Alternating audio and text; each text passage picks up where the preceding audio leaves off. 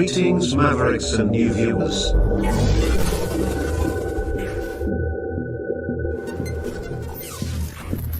Tonight, direct and live. From the Maverick News Network, World Studios. This is Maverick News with Rick Walker.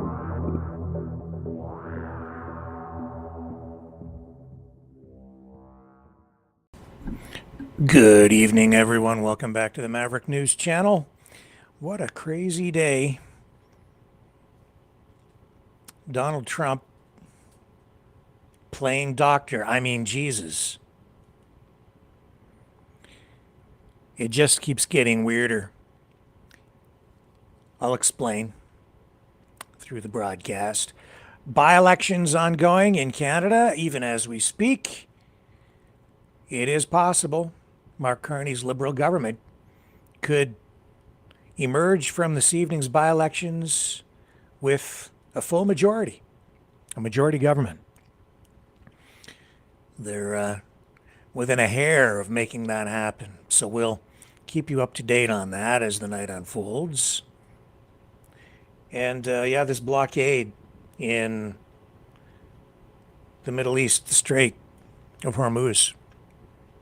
It is affecting oil prices, not as much tonight as one might expect, but still they remain high, inflated.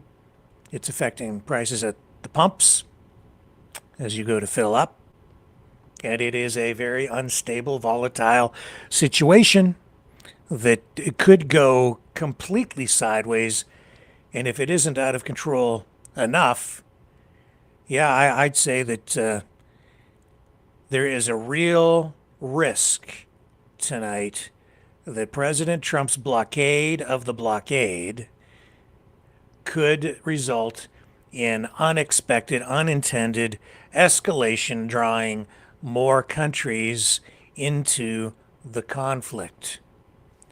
We'll have all that and more, and we may go to a live news conference of sorts with Nissan. It's like a presentation. I'm kind of curious to see what they're up to this evening as well, because they're a prominent automaker, and they're doing some very interesting things, not just in the field of automotive, but in aerospace, space exploration, and with everything going on in Canada right now in the auto industry, reshaping everything, talk about Chinese EVs, tariffs, Trump wanting to bring all of the auto plants from Canada into the United States, leaving Canada with nothing. With all of that talk, I'm kind of curious to see what their big announcement is tonight. So I have a live feed established, and we'll probably dip in on that tonight as well. So we have all that and a whole lot more right here on Maverick News tonight. Stay with me. We have lots to share.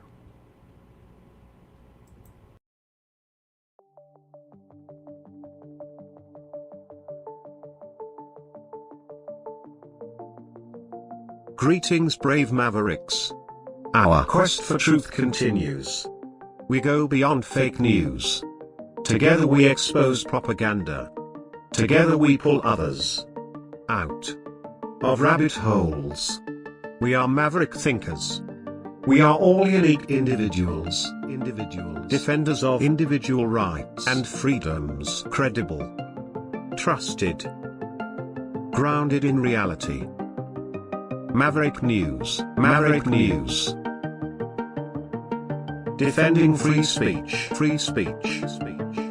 Donate at freedomreporters.com. Do it now. Tomorrow may be too late. Maverick News. The world is watching.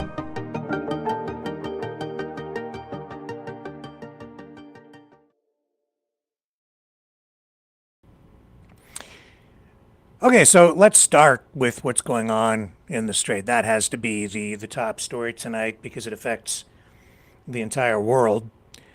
President Trump bringing this blockade of Iran's blockade into full force around 10 a.m. this morning. And he has been lying again. What else is new? Or some would say exaggerating. Others say he's telling the truth. Uh, Today, he said that 14 ships made their way through the strait yesterday because of what the United States is doing to secure the strait or blockade it or whatever it is they're doing. It's weird.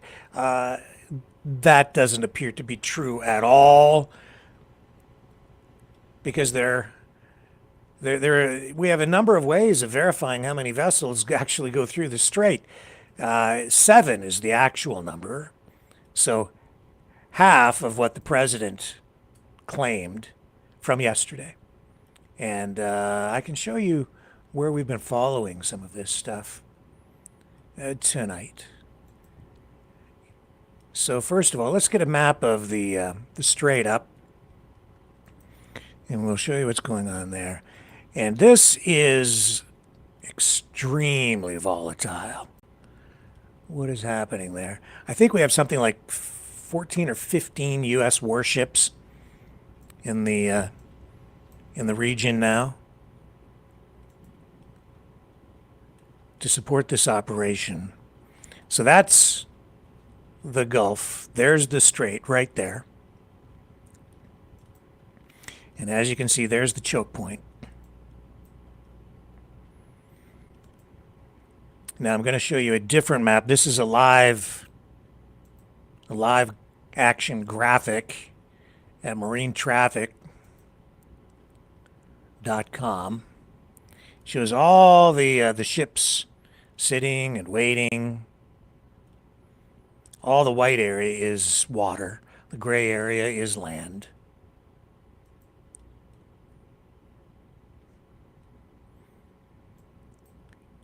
And so a lot of these ships are just sitting idle. They're not moving.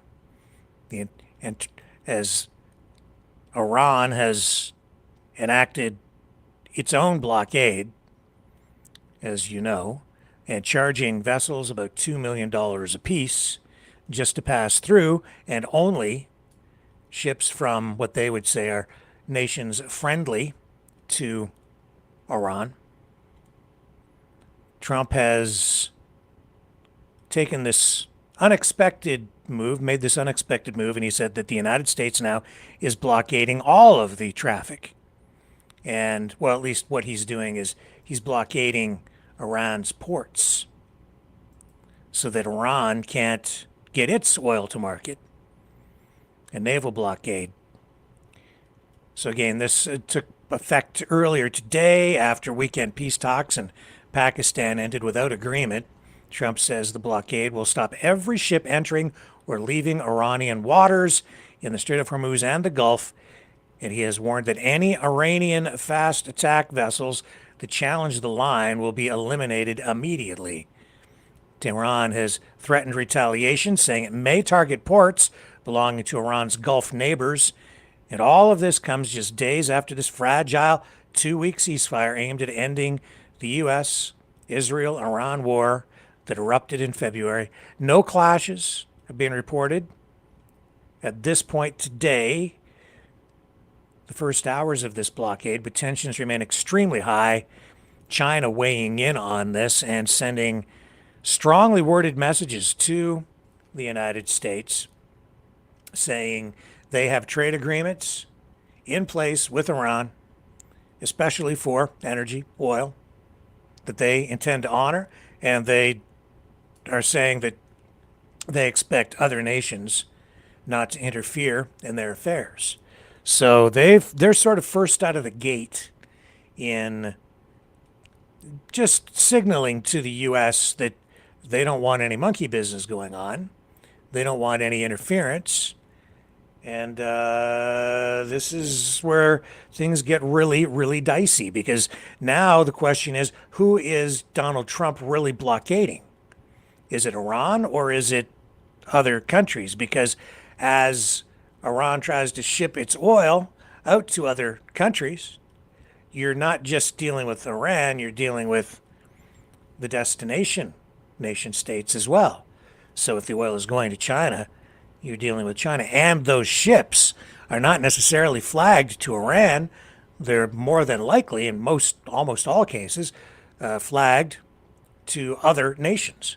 So if you intercept and maybe even capture, I think was the word that was used in a statement today from the U.S. Navy.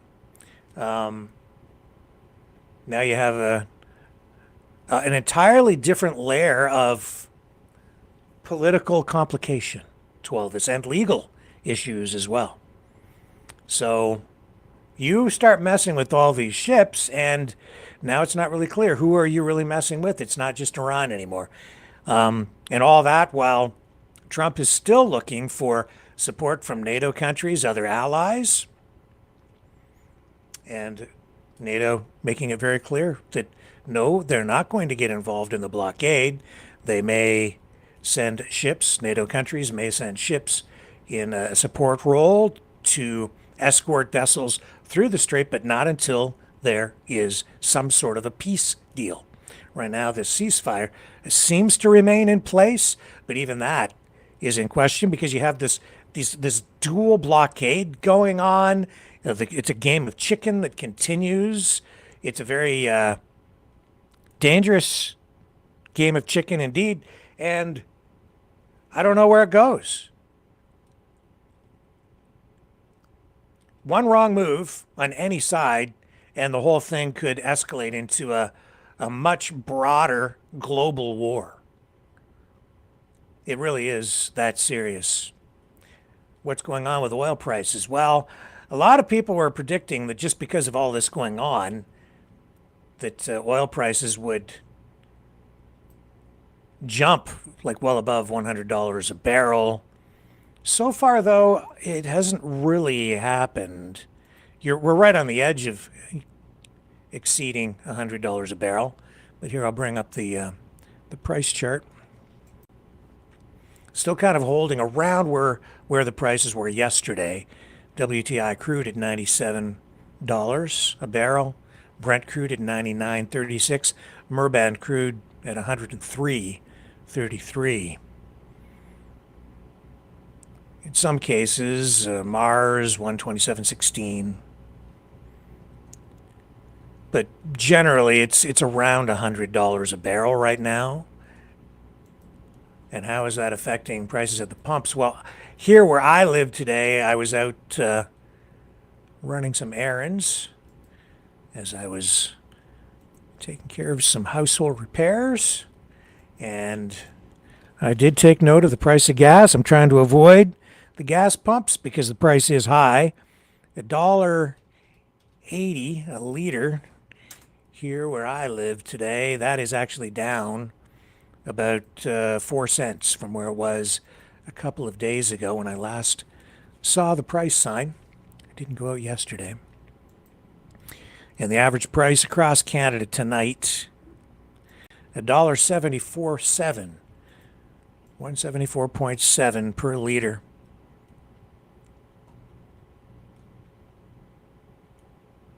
So, real concerns there. Let's take a look at what's going on the U.S. side again tonight, because this is absolutely top of mind right now.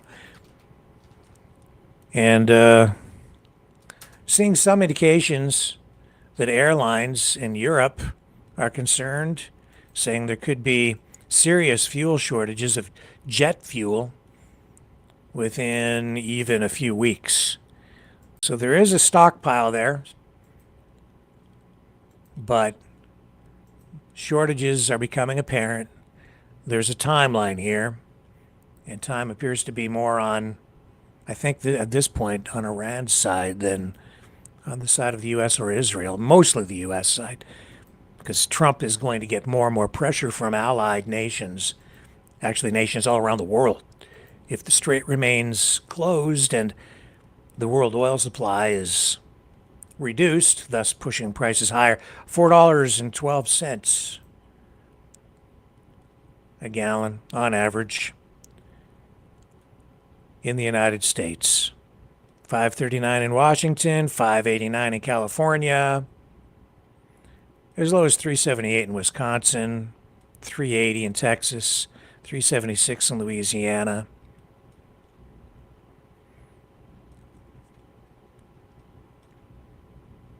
$464 in Alaska.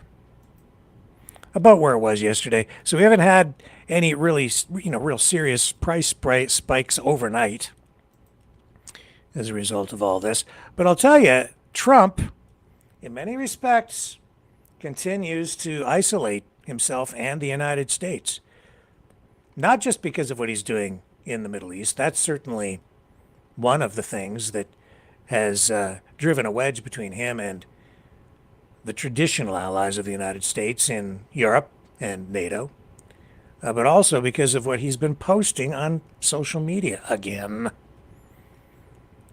I honestly, this blows my mind. He posted a picture of himself once again as Jesus. And it has enraged a lot of people, like MAGA people, Christians in the United States, calling it blasphemous. Let's see here. I have an image to show. Oops.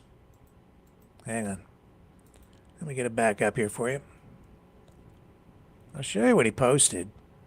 And he's trying to make excuses for himself. I'm at the point where I'm kind of wondering what he's doing. It's almost like he's intentionally shooting himself and the U.S. in the foot. He's intentionally trying to get people upset. Now, this went up briefly on Truth Social. This is the image. That's what he posted. It was only up for a short time, then deleted because there was such strong backlash against it. Now, you look at that image and you tell me, does that not look like he's posting a picture of himself as Jesus? The light coming out of his hand. He's putting his hand on the forehead of this sick man as though he's healing him, as Jesus could. Someone praying. You see angels, what appear to be angels in the background. Oh, and fighter jets. Because you can't have Jesus without fighter jets and eagles. Statue of Liberty in the background, a nurse. So it's a picture of him. This is the way I see it immediately. This is a spiritual image portraying him as some kind of a deity, appearing to be like Jesus. Again, and it's not the first time he has done this, but down it came because of the backlash. And he says he's not going to apologize because he says that people misunderstood. He says that, well, here, he said it's actually supposed to be a picture of him as a doctor. I don't think so. A healer, but not a doctor. At this point, I don't understand why there isn't even stronger backlash against what he's doing. This is insane and incredibly disrespectful. And he doesn't seem to care. And if you're a spiritual person, if you're a Christian, I would take incredible offense to this. Here's what he had to say. Let's get him up on the screen. Mr. President, did you post that picture of yourself depicted as Jesus Christ? Well, it wasn't depicted. It was me. I did post it, and I thought it was me as a doctor, and it had to do with Red Cross as a Red Cross worker there, which we support. And only the fake news could come up with that one. So I just heard about it, and I said, how did they come up with that? It's supposed to be me as a doctor making people better, and I do make people better. I make people a lot better. Seriously? Seriously. I'm going to go in the chat. What do you guys think? Does your doctor dress like that in a robe? I'll open up the Rumble chat.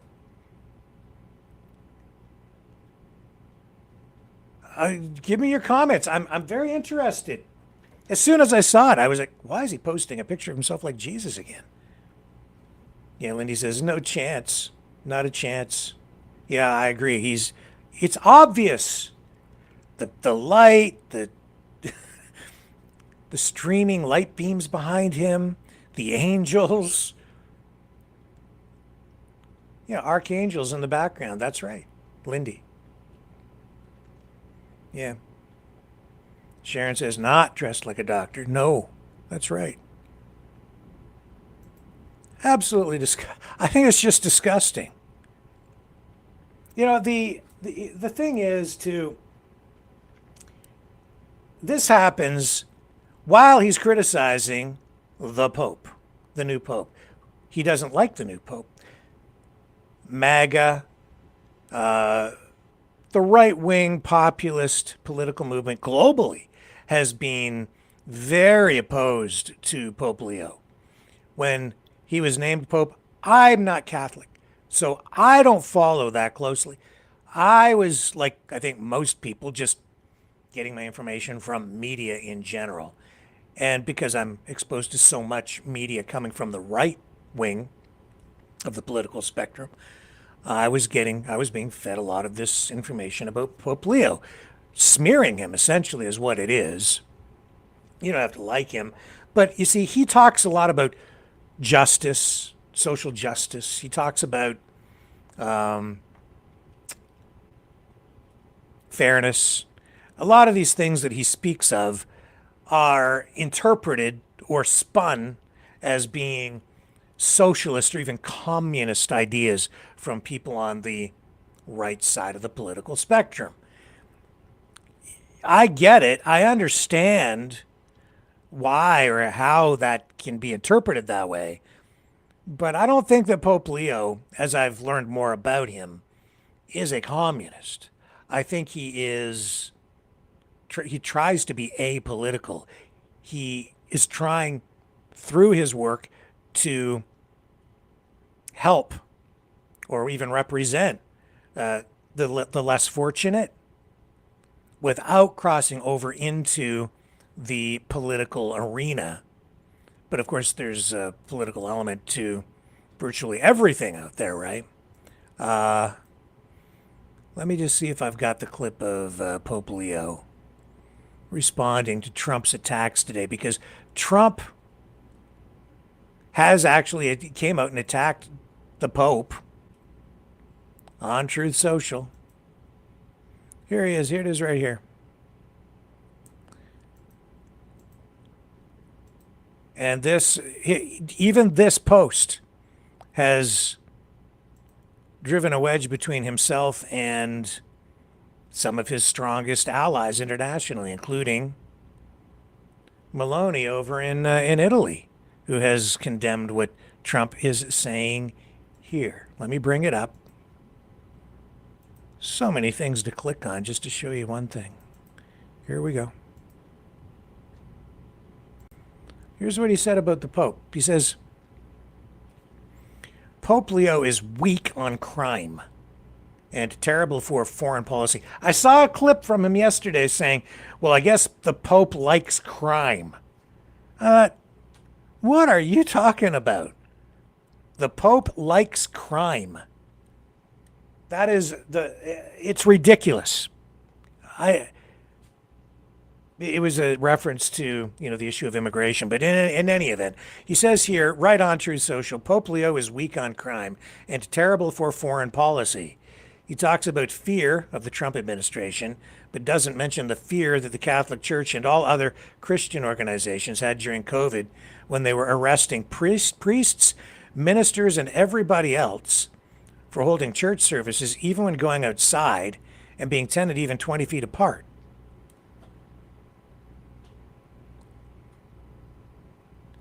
Excuse me. President Trump, when he was president, COVID came in under his watch And as I've pointed out many times, he could have stopped all of that with the stroke of a pen. But he downloaded the responsibility onto states. Since coming back into office, he's signed an executive order that he says will prevent exactly that kind of thing from happening in the future. Why didn't he do it during his first term? He didn't do it. Now he's criticizing the Pope because of what happened to churches. He says here, he talks about fear of the Trump administration because the Pope said today he's not afraid of the Trump administration. I'll play the clip, but doesn't mention the fear that the Catholic Church and all other Christian organizations had during COVID when they were arresting priests, ministers, and everybody else for holding church services, even when going outside and being 10 feet and even 20 feet apart. Okay, yeah, and at least he's acknowledging that that was going on in many countries, not just in Canada, where we're hearing that kind of rhetoric up here. The 51st staters and the separatists are saying that's why we need to separate Canada. We need to get Alberta out of here. We need to become part of the United States because of the communist government of Canada targeting Christian churches during the pandemic. It was happening. What happened here happened everywhere. And in some cases, even worse. It happened in the United States, too. It varied from state to state, just as there were variations here in Canada from province to province as well. In any event, I'll continue. He says, I like his brother Louis much better than I like him because Louis is all MAGA. He gets it, and Leo doesn't. I don't want a pope who thinks it's okay for Iran to have a nuclear weapon. I don't think the Pope has actually said that, but, okay, I don't want a pope who thinks it's terrible that America attacked Venezuela, a country that was sending massive amounts of drugs into the United States, and even worse, emptying their prisons, including murderers, drug dealers, and killers into our country. And I don't want a pope who criticizes the President of the United States because I'm doing exactly what I was elected in a landslide to do, setting record low numbers in crime and creating the greatest stock market in history.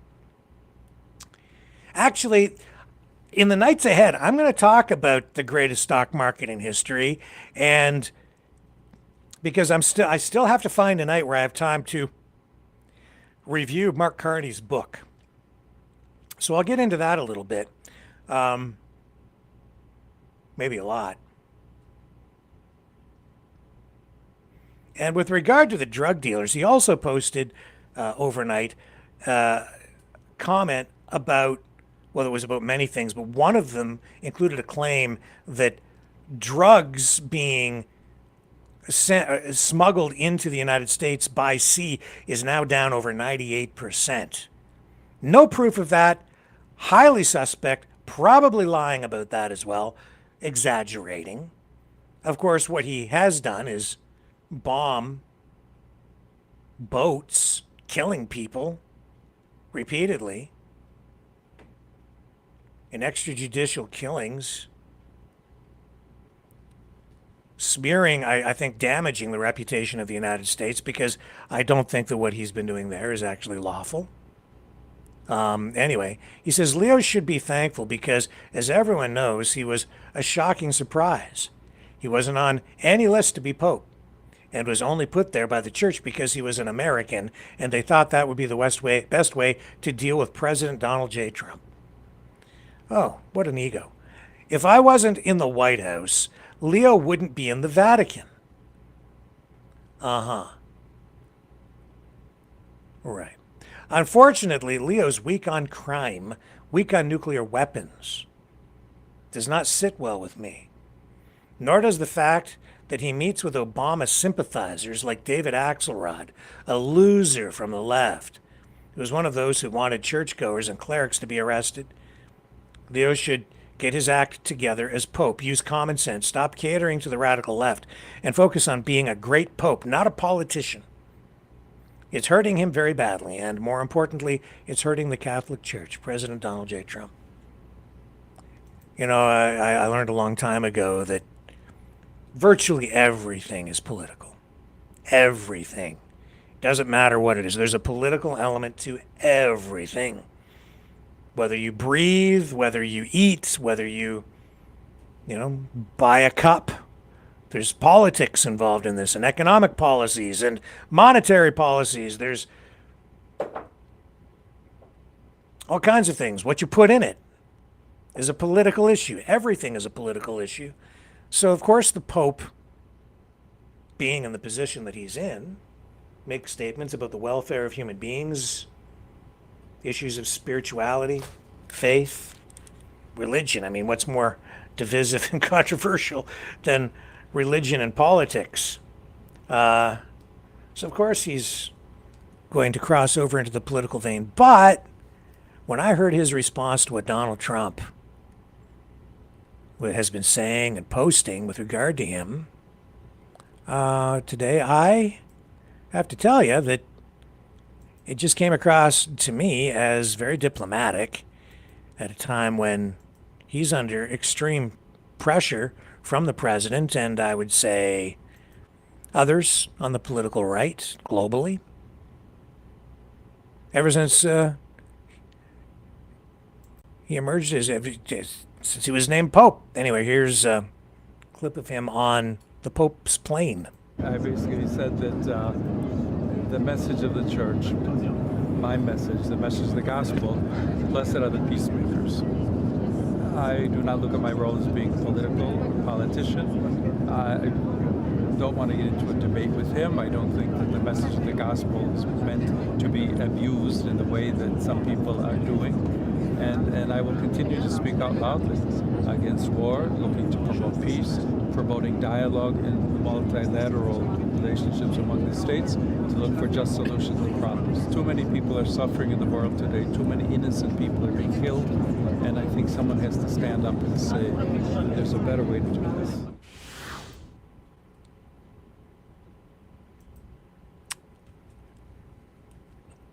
Okay. I'm not a Catholic. I do not immerse myself in the politics of the church too much. I'm aware of the Pope. I'm going to spend some time over the next couple of days learning more about exactly what Pope Leo is all about. Obviously, it's something I should know more about. I'll tell you this though, what Trump has done here, it's pretty revolting. That's my editorial position on it. It's just, bleh. I just cannot, how does he get away with it? How does he get away with it?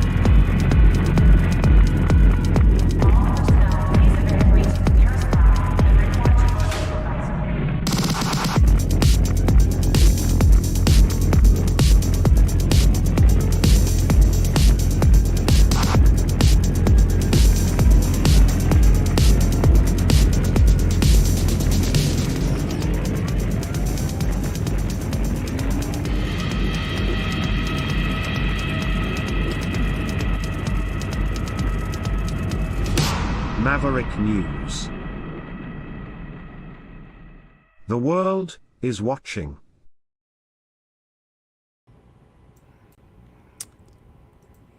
It's triggering responses. All right, Trump just posted this, and I've got to admit I'm pretty frustrated. Faith is not a prop, and we shouldn't laugh at it being used as one. There's innocent humor, and then there's this. You don't need to portray yourself as a savior when your record should speak for itself.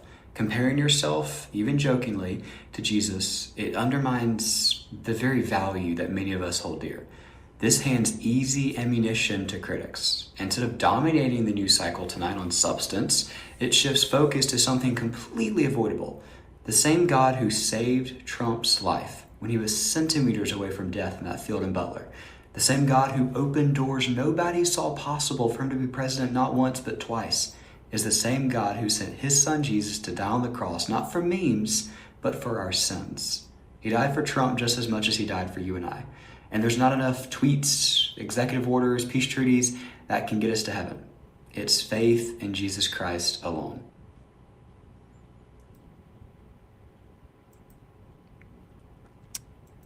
And I think we have...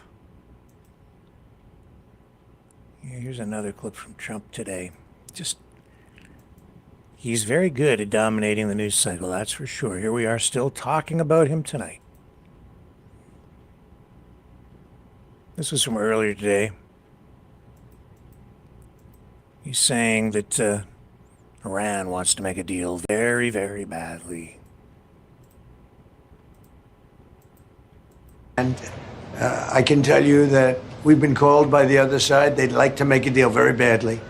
And not so badly that they have a deal. I don't know. Let me just duck back in here and make sure that we're not missing anything.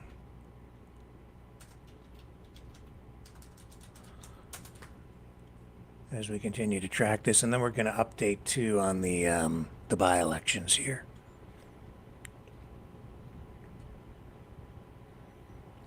The other big issue here, of course, with regard to the situation in the Strait, is that when Iran dropped the mines into the Strait, information out there indicates that they did it very quickly and didn't actually keep track of where they put them. So they basically just dumped them overboard, and now it's going to be a little bit more difficult to demine the Strait. It really is a game of chicken. It really is a game of chicken. You know,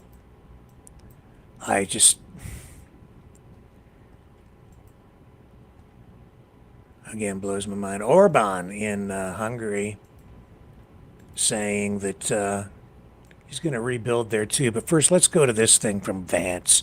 He responds to questions about Trump posting that image of himself as Jesus. And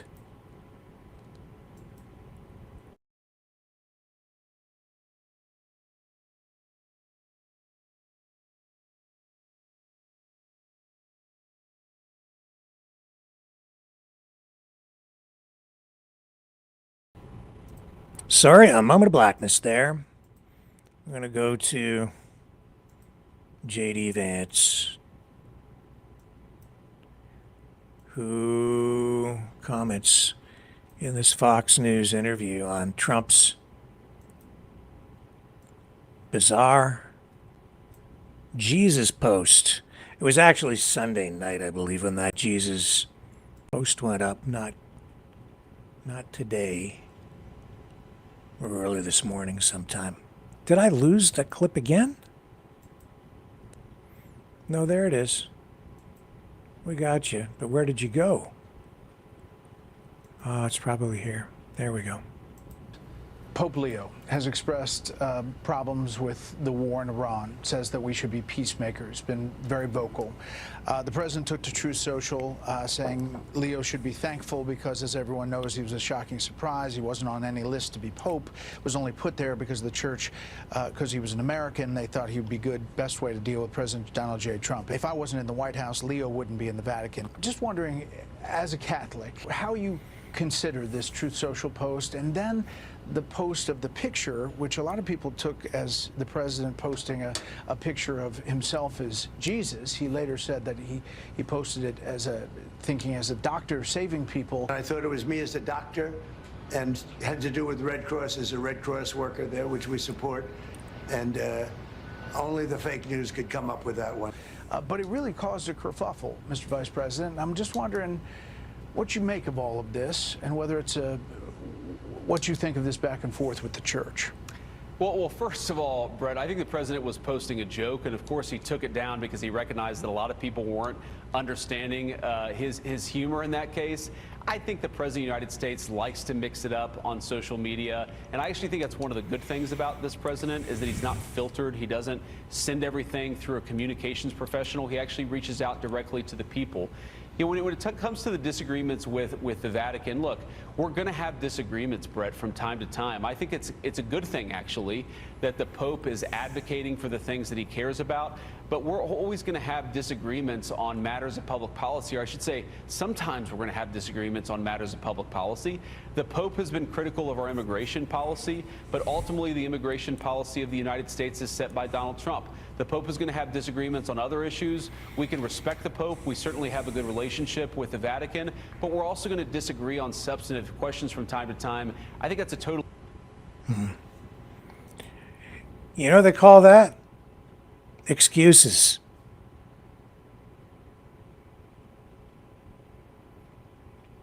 It has become normalized for Trump to just act like this, to post this stuff. Over the past week, we've also seen him post a video of a woman being bludgeoned to death, uncensored, bludgeoned to death with a hammer.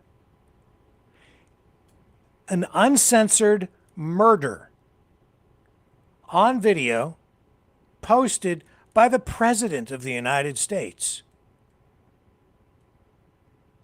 Let me repeat that, because I don't know if it's really registering with people. The President had a video that he posted of a woman being beaten to death with a hammer. He posted that. A man in a parking lot outside a convenience store took a hammer and beat a woman with it, bludgeoned her in the head with a hammer, and murdered her. President Trump posted the unedited video of that murder on his Truth Social page.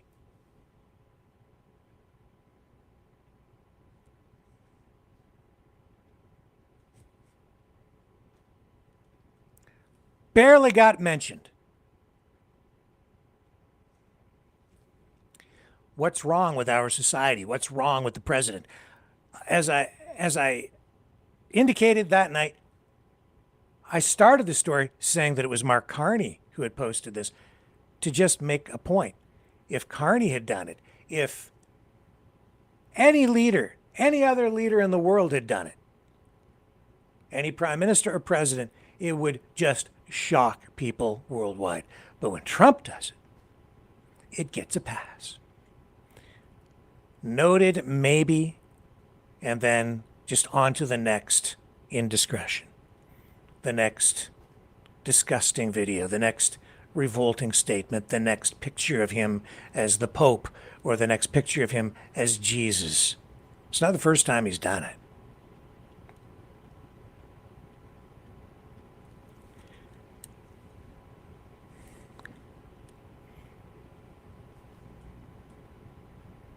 And I'm tired of J.D. Vance just sitting there. Oh, well, you know, that's just Trump.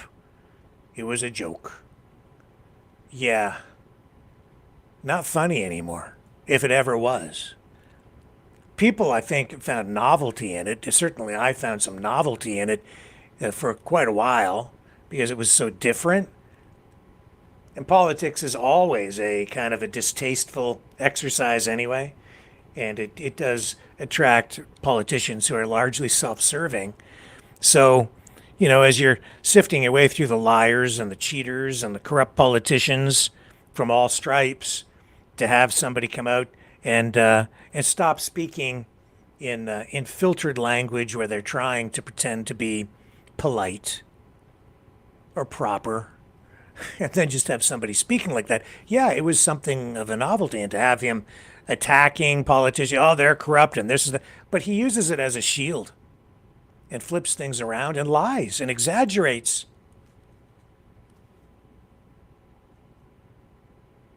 Everything's the biggest and the best and 20 times bigger than anything ever done before, the likes of which the world has never seen, and the ongoing stupid cliche, like the same phrases that he uses, it's just wearing so thin. And now this. What will tomorrow bring? My God. Let's take a very short break. I'm going to get the information up here about the by-elections, and we shall return.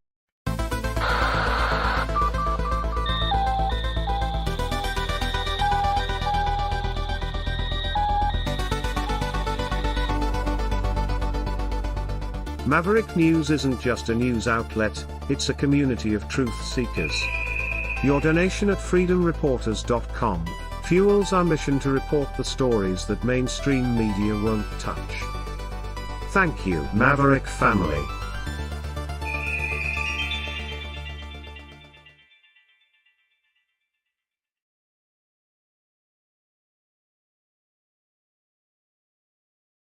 Brightleaf Innovations is excited to offer our newest investment opportunity.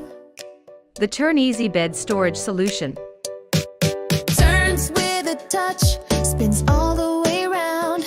Every little thing you need is easy to be found.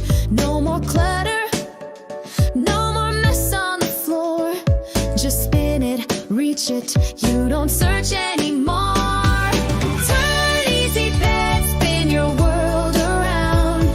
Storage made simple, the best you found. Shelves your way, keep the mess away. Charge it, store it, night or day.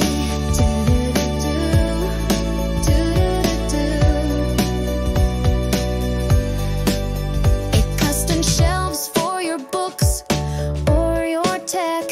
Cozy space for your treasures to protect. Built-in power when you need to recharge. Smart design that makes your bedroom feel large. Turn Easy Bed, spin your world around. Storage made simple, the best you found. Shelves your way, keep the mess away. Charge it, store it, night or day.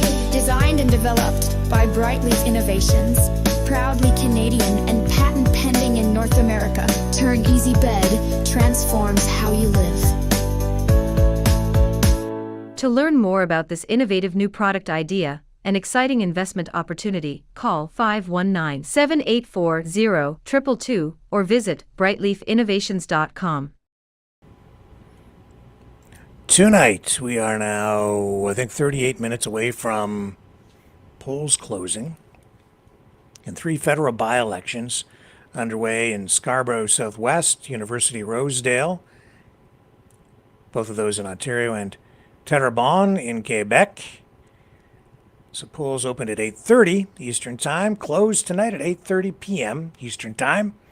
So, yeah, with 37 minutes now. Preliminary results from Elections Canada will begin appearing shortly after polls close, though counting in Terrebonne may take longer due to an unusually high number of candidates, including write-in ballots from a protest. The Liberals currently hold 171 seats and need 172 for a majority, with all the floor crossings from the Conservative side happening and the NDP.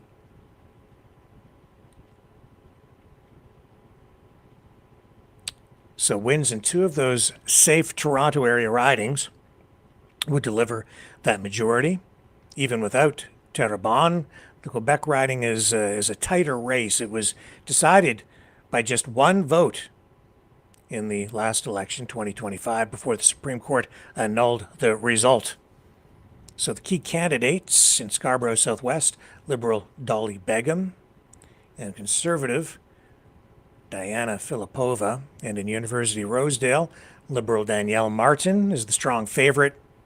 Conservative Don Hodgson NDP, Serena Purdy.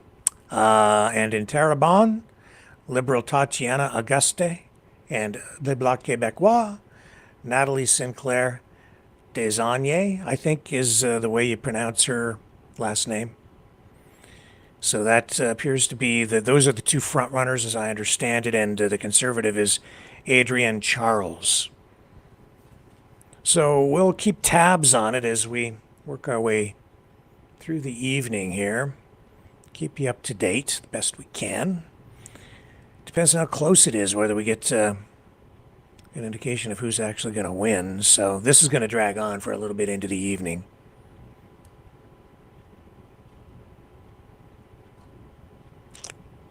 So yeah, there's a lot at stake here. The Liberals hold 171 seats. The two Toronto area ridings are longtime Liberal strongholds.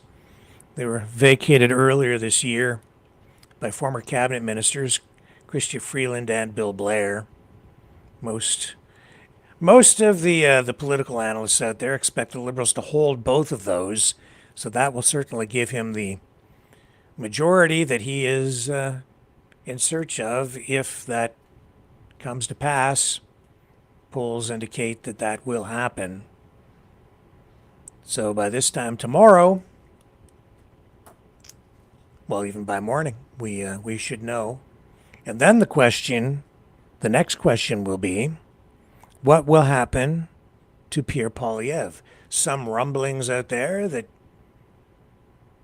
there is pressure on him that may result in him resigning as leader of the Conservative Party if the Conservatives are not fruitful during these by-elections. I don't know. What do you guys think? I'll go into the chat here for a moment on Grumble. Do you think that he should hang in there, or do you think the Conservatives would be better off with new blood in the leadership, a new leader? I don't know. I don't know.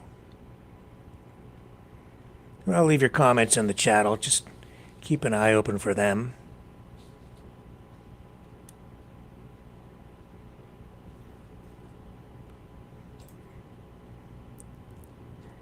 And Lindy says he got an 87.7 approval rating. He's not going anywhere. He needs to hang in there. Yeah, but I think that 87.7 was kind of a cooked up number because of the way the balloting was done, and they went out west. I have to remember the particulars on the way that was all happening. Because it wasn't like an actual leadership convention. It was more of a, what would you call it? A review. And, yeah, and then there were some rules that they made up to kind of restrict who was actually given access to balloting. So I'm not sure if it's a true reflection of what's going on within the party. Also, it isn't just about that. It's also about what goes on within the inner circle of power within the party too, and whether they think they can win with him and in the broader court of public political opinion. And Ian Dragon says, I like PP, but maybe need a new direction. So, I don't know. We shall see. It's, I really, as I've said, I'm certain they need a new direction on the messaging. They weren't able to pivot effectively during the election, the last election itself. Liberals kind of stole their thunder, stole some of the planks from their platform, and the result is what it is. So he needs to strike a tone of more positivity in order to resonate and claim some of that middle ground back in order to win in Canada. But it is what it is, and we'll see. As I said, he's very smart. He's sharp. He's a great debater. He's great in the House of Commons during question period. He is a strong leader. I'm not sure who would really be waiting in the wings to replace him, if it even came down to that. But some of that rhetoric might just be, amplified as well from the political opponents out there and the streamers on the Liberal and NDP side, or maybe trying to cast some shade on his leadership. I'm going to go over here and see if that news conference with Nissan is starting up. Oh, also, yeah, okay. Oh, I'm going to show you this too tonight. I have this monitor here. 31 ships actually made it through the Strait today. So, yeah, over double what yesterday's total was. So we're up to 31 now. So whatever's going on over there, for probably a variety of political reasons and legal reasons, more ships getting through there today than before. So that's good news. Very good news. And I know that the USS George H.W. Bush has crossed the Strait of Gibraltar and is expected to arrive in the area within the next 3 to 5 days. So the U.S. continues to build up its forces in the Gulf. Okay, let's see here.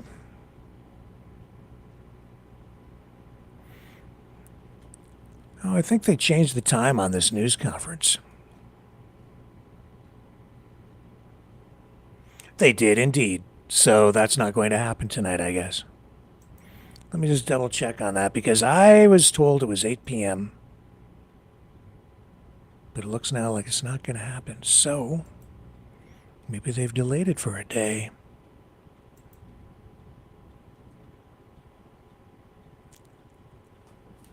Okay, so they pushed it ahead an hour. So if we're still live and active in an hour from now, maybe we'll dip in on it. Less than an hour away. There's a big announcement coming from Yokohama, Japan.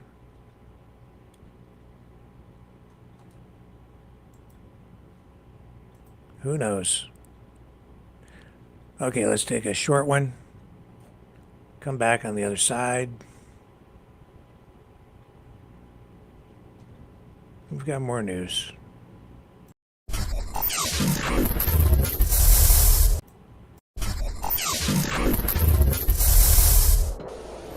The sharing of biased and false news has become all too common on social media. More alarmingly, some media outlets simply aren't true without checking facts first. Unfortunately, some members of the media use their platforms to push their own personal bias and agenda to control exactly what people think, and this is extremely dangerous to our democracy. In an ocean of lies a century deep, the truth awaits.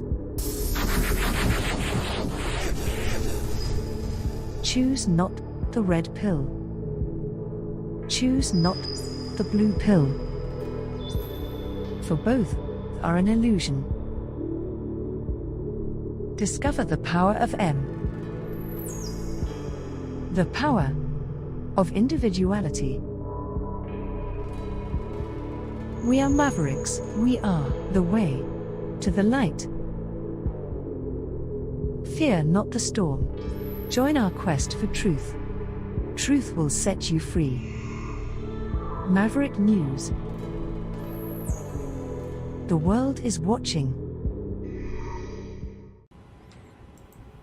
So, the defeat of Viktor Orban came as something of a, well, I don't know if it's shock, but it's certainly sending shock waves through the political right and, well, just political shockwaves around the world, because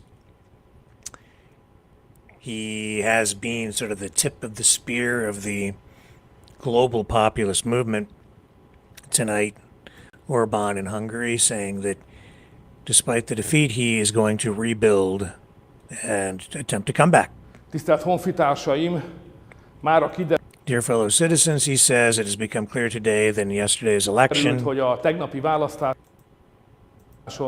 több mint 2 millió more than 2,250,000 voters supported 50,000 szavazó támogatta a Fidesz-KDNP listáját és jelöltjeit. his party list, the patriotic side, our political Nemzeti oldal, community. a mi politikai közösségünk ma ekkora Is this large in Hungary today? Magyarországon. Hálás köszönet Our sincere minden thanks to all our támogatónak. supporters. In 2014-ben 2014, with the support of the same number of ugyanennyi voters, választópolgár támogatásával hatalmas we achieved a great választási electoral győzelmet victory. arattunk. Tegnap Yesterday, ugyanez this was only enough for a respectable csak a tisztes performance helytálláshoz és a vereséghez volt. and a defeat. De a nemzeti But the voters of the patriotic side can always count on us. oldal szavazói mindig számíthatnak ránk. A Fidesz Fidesz is Hungary's most united political Magyarország community. legösszetartóbb politikai közössége. Évtizedek óta We have served the Hungarian people faithfully for decades, szolgáljuk hűségesen a magyar embereket, és a következő években and we will is így continue to teszünk do so majd. in the years Az a ahead. tervünk, Our plan is to work together with our voters hogy a szavazóinkkal közösen megvédjük a nemzeti oldal protect the vívmányait, achievements of the patriotic side, to reorganize ourselves in the coming weeks, újjá szervezzük magunkat, elmegyünk minden to visit every választókerületbe, constituency, összehívjuk az and to bring önkénteseinket, together our volunteers, aktivistáinkat, activists, representatives, and képviselőinket és candidates. jelöltjeinket. Április On April 28th, we will hold a National Assembly meeting. 28-án pedig országos választmányi ülést tartunk ma. A munka Today, the work has begun. elindult. Hajrá Magyarország, Go Hungary, go Hungarians. hajrá magyarok!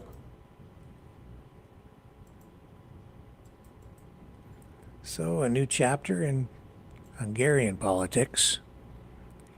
Here's the Strait of Hormuz live monitoring website. This is how you know whether Trump is lying. You just have to go here and check his numbers. He doubled in what yesterday he said that was 31, 32, 14 was the actual number from yesterday, but here today, now we're up to 31, so that's excellent news. I'm not sure why we have more. Is it because the United States and their blockade of the blockade is having some impact, or is it because China is saying, don't mess with us? Or is it because Iran is letting more? I don't know why. We'll find out, though. Give it a little more time. Just give it a little more time. Oh, man. You know, all this stuff with Trump and this Jesus stuff, he's being mocked terribly online.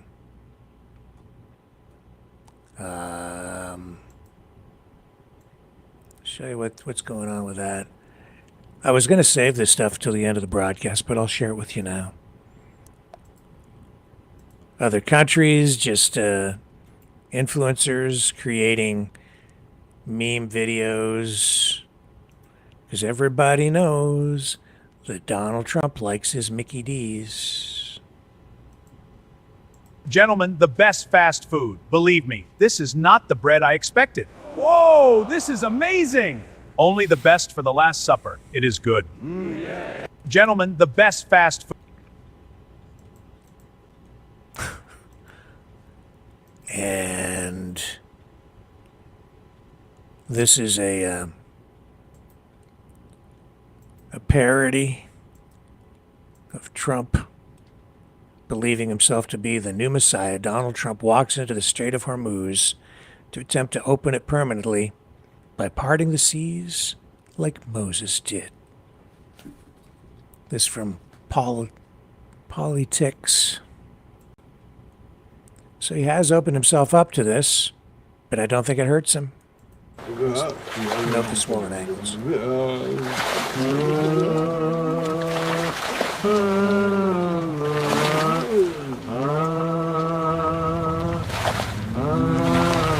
Attention, go to the secure location.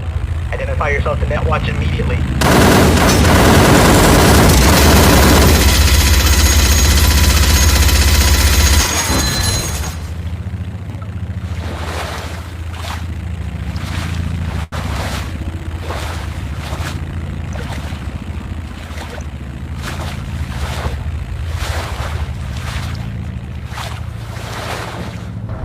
Attention, move to the secure location.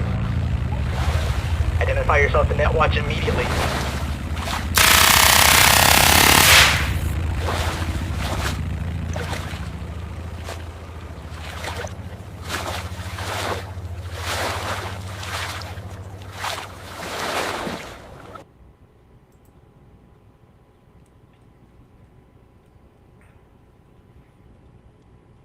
I don't think that's good. It's just, yeah.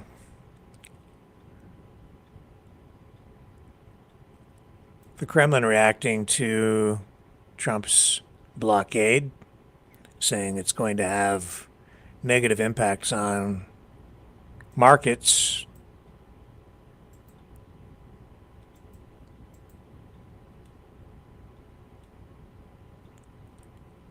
Here we are.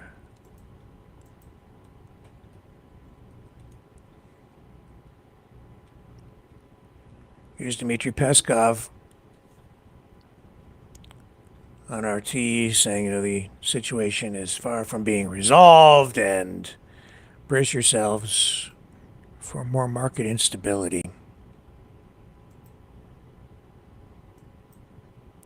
Given that no agreement was reached, peace talks, he says, as far as we understand. The potential for conflict certainly remains. We are seeing certain statements from Washington, plans for a blockade of the Iranian coast. What this will lead to, we don't yet understand. In the case, it will have negative consequences for international markets across various segments. The situation is still far from being resolved. One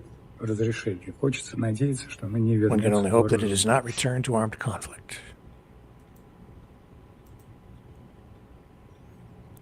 Yeah, we shall see. The information war is raging. Truth without integrity is worth nothing. Maverick News. Because those who have power and those who seek it must be held accountable. The world is watching. Join our family of truth seekers.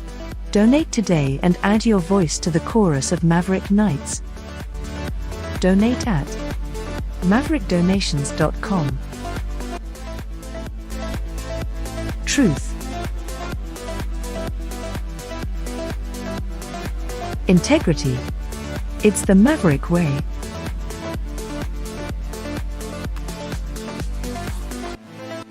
Maverick News. The world is watching.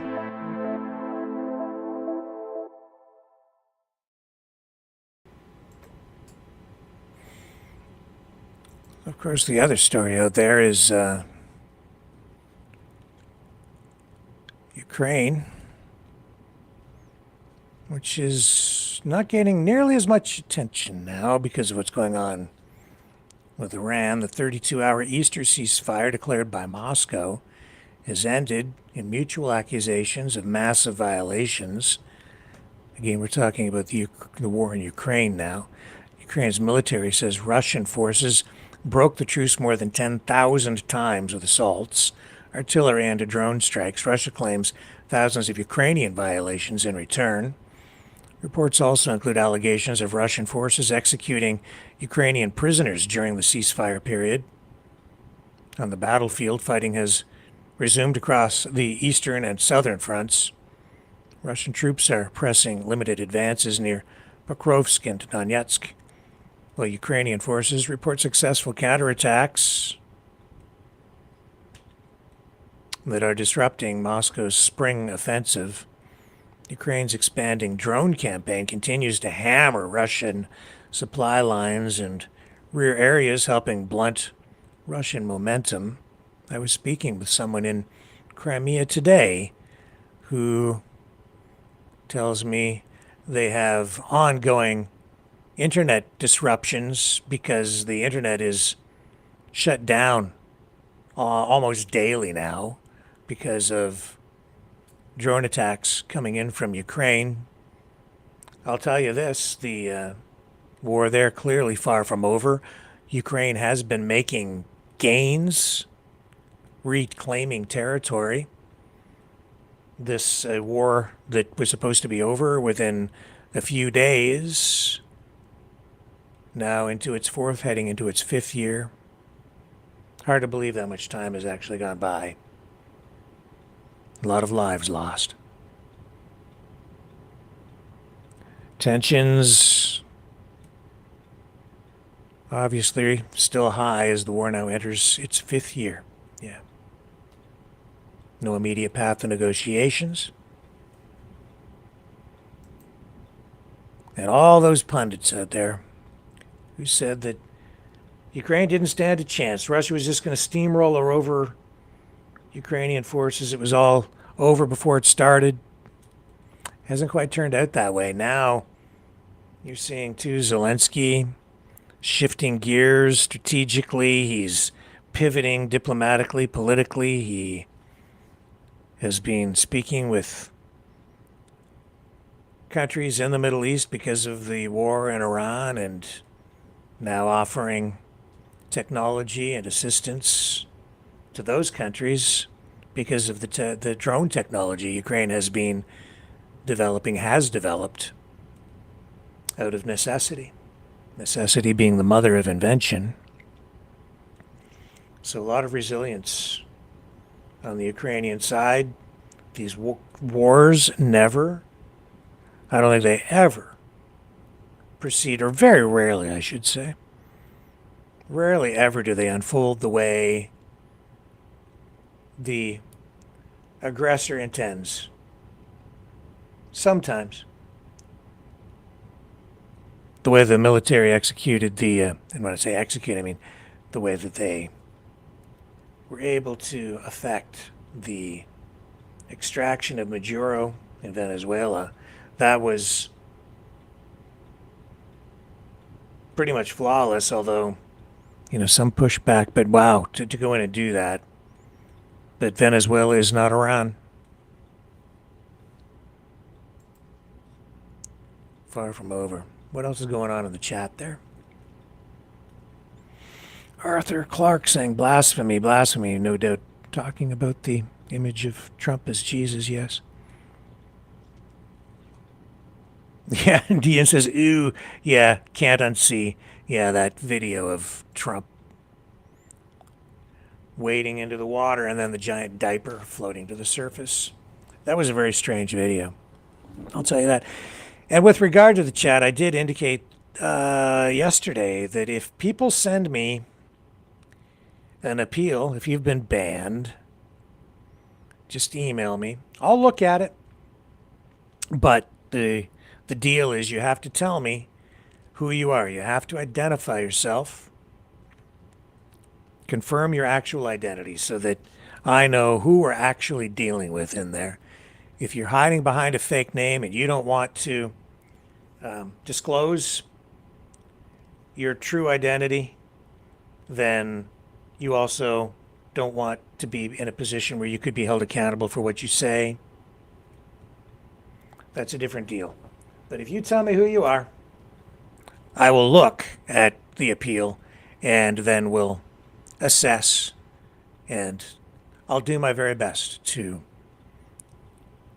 reinstate people who have been banned. It's a pretty harsh punishment, a lifetime ban in a chat. That's something pretty harsh, and some time has gone by. So I will look at this. No guarantees, but I will look at it. And I did receive a number of inquiries about that overnight by email. So I'll put the email address back up on the screen again. There it is on the bottom. It is maverickmultimedia@mail.com. And that is mail, not Gmail. So if you email me there, maverickmultimedia@mail.com, I'll take a look and we'll see if we can do something to get some people back in the chat. As long as people can just behave enough or be polite enough that we're not creating a toxic environment where people feel like they can't be there. They don't want to be there. It's politics, so there's going to be some friction always and differences of opinion, and that's okay. But we'll refine things as this experiment in free speech continues.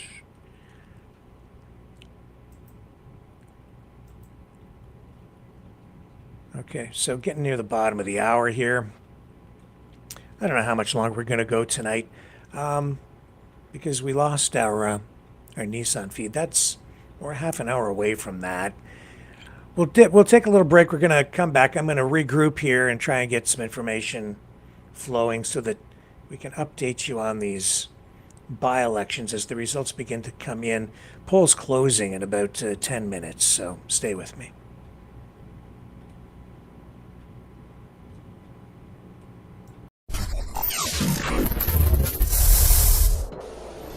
The sharing of biased and False news has become all too common on social media. More alarmingly, some media outlets publish things simply aren't true without checking facts first. Unfortunately, some members of the media use their platforms to push their own personal bias and agenda to control exactly what people think, and this is extremely dangerous to our democracy.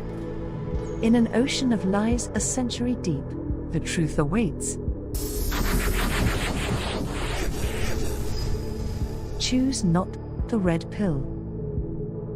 Choose not the blue pill. For both are an illusion.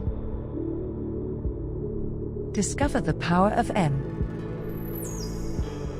The power of individuality. We are Mavericks. We are the way to the light. Fear not the storm. Join our quest for truth. Truth will set you free. Maverick News. The world is watching.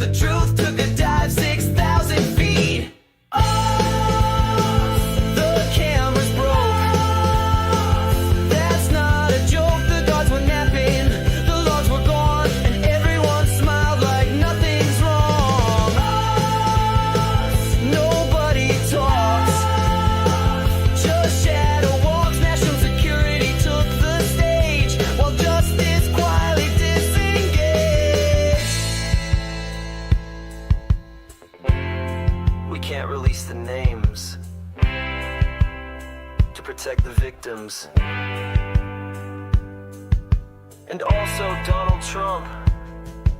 Coincidence? Just dumb luck. Right?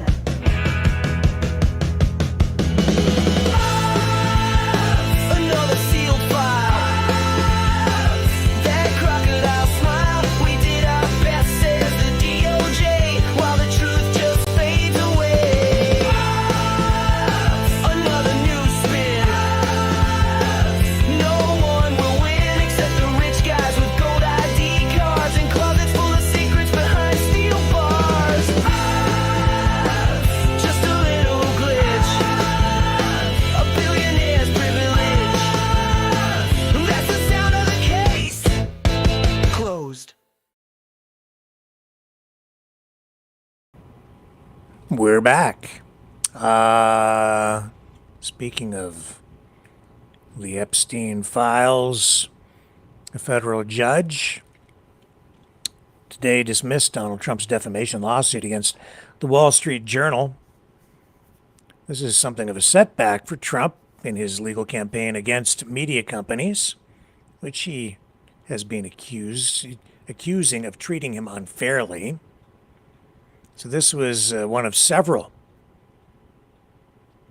that Trump has filed during his presidency against major media outlets. And he's no fan of the Wall Street Journal, that's for sure. This happening because of reporting that he characterizes as unfair or false. And it has led to a lot of concern, especially among Democrats, about press freedom and free speech advocates and free media advocates say that he is seeking to use defamation cases to quell critical coverage. In fact, I would say yes, censorship comes in many flavors. People get very focused on legislation, laws that are passed, or policies that are right out in front and visible when it comes to censorship. But there are other ways to bring in censorship, not the least of which is to take over media companies. And that's also what's happening in the United States right now, too, as we see ownership of big major TV and news networks being scooped up by oligarchs friendly to Trump. So Trump's lawsuit says that the Rupert Murdoch-owned newspaper, the Wall Street Journal, tarnished his reputation with an article which described the birthday card, which was sent to Jeffrey Epstein, which has what appears to be Trump's signature. Trump and his lawyers say the card is fake, of course, and even after it was released by lawmakers investigating Epstein's case, he still says it's fake. So he filed this lawsuit back in July of last year. His administration has faced criticism from, certainly from congressional Democrats all the way up to his conservative base over all of this, over its handling of the case. And Epstein, this financier, sex offender, died in that Manhattan jail back in 2019, and a lot of questions still swirling around the circumstances with regard to his death, and a lot of conspiracies out there, maybe some truth. It's very hard to tell. That's the problem out there. You can't tell what's real anymore. I think that's honestly what allows some very corrupt people to get away with very serious crimes.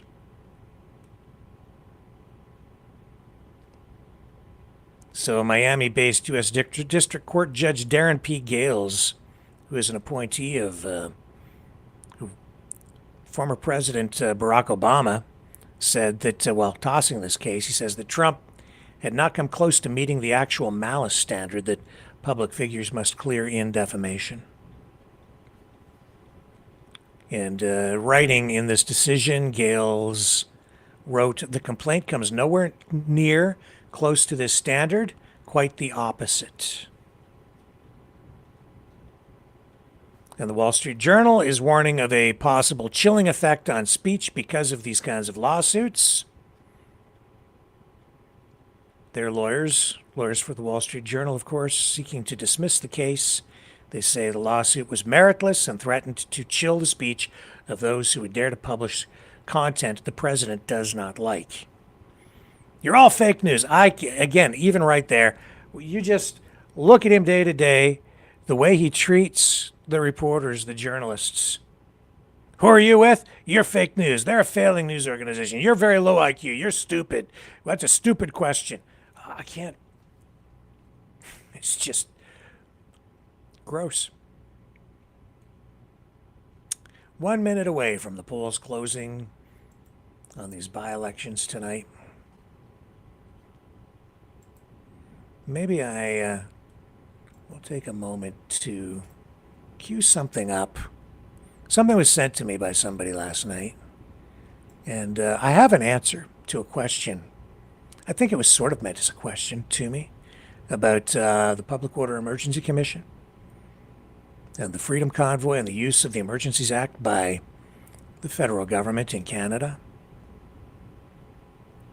Let me see if I can get that set up for you here. It's an interesting question, and the answer was that it was asked of me when the inquiry began, and I didn't have an answer at the time because it was just thrown at me on the fly in a call-in session. But now, all these years later, it has resurfaced again,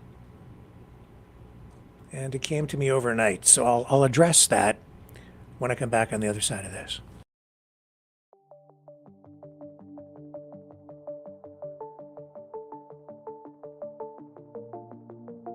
Greetings, brave Mavericks. Our quest for truth continues. We go beyond fake news. Together we expose propaganda. Together we pull others out of rabbit holes. We are maverick thinkers. We are all unique individuals, defenders of individual rights and freedoms, credible, trusted, grounded in reality. Maverick News, Maverick News. Defending free speech, free speech.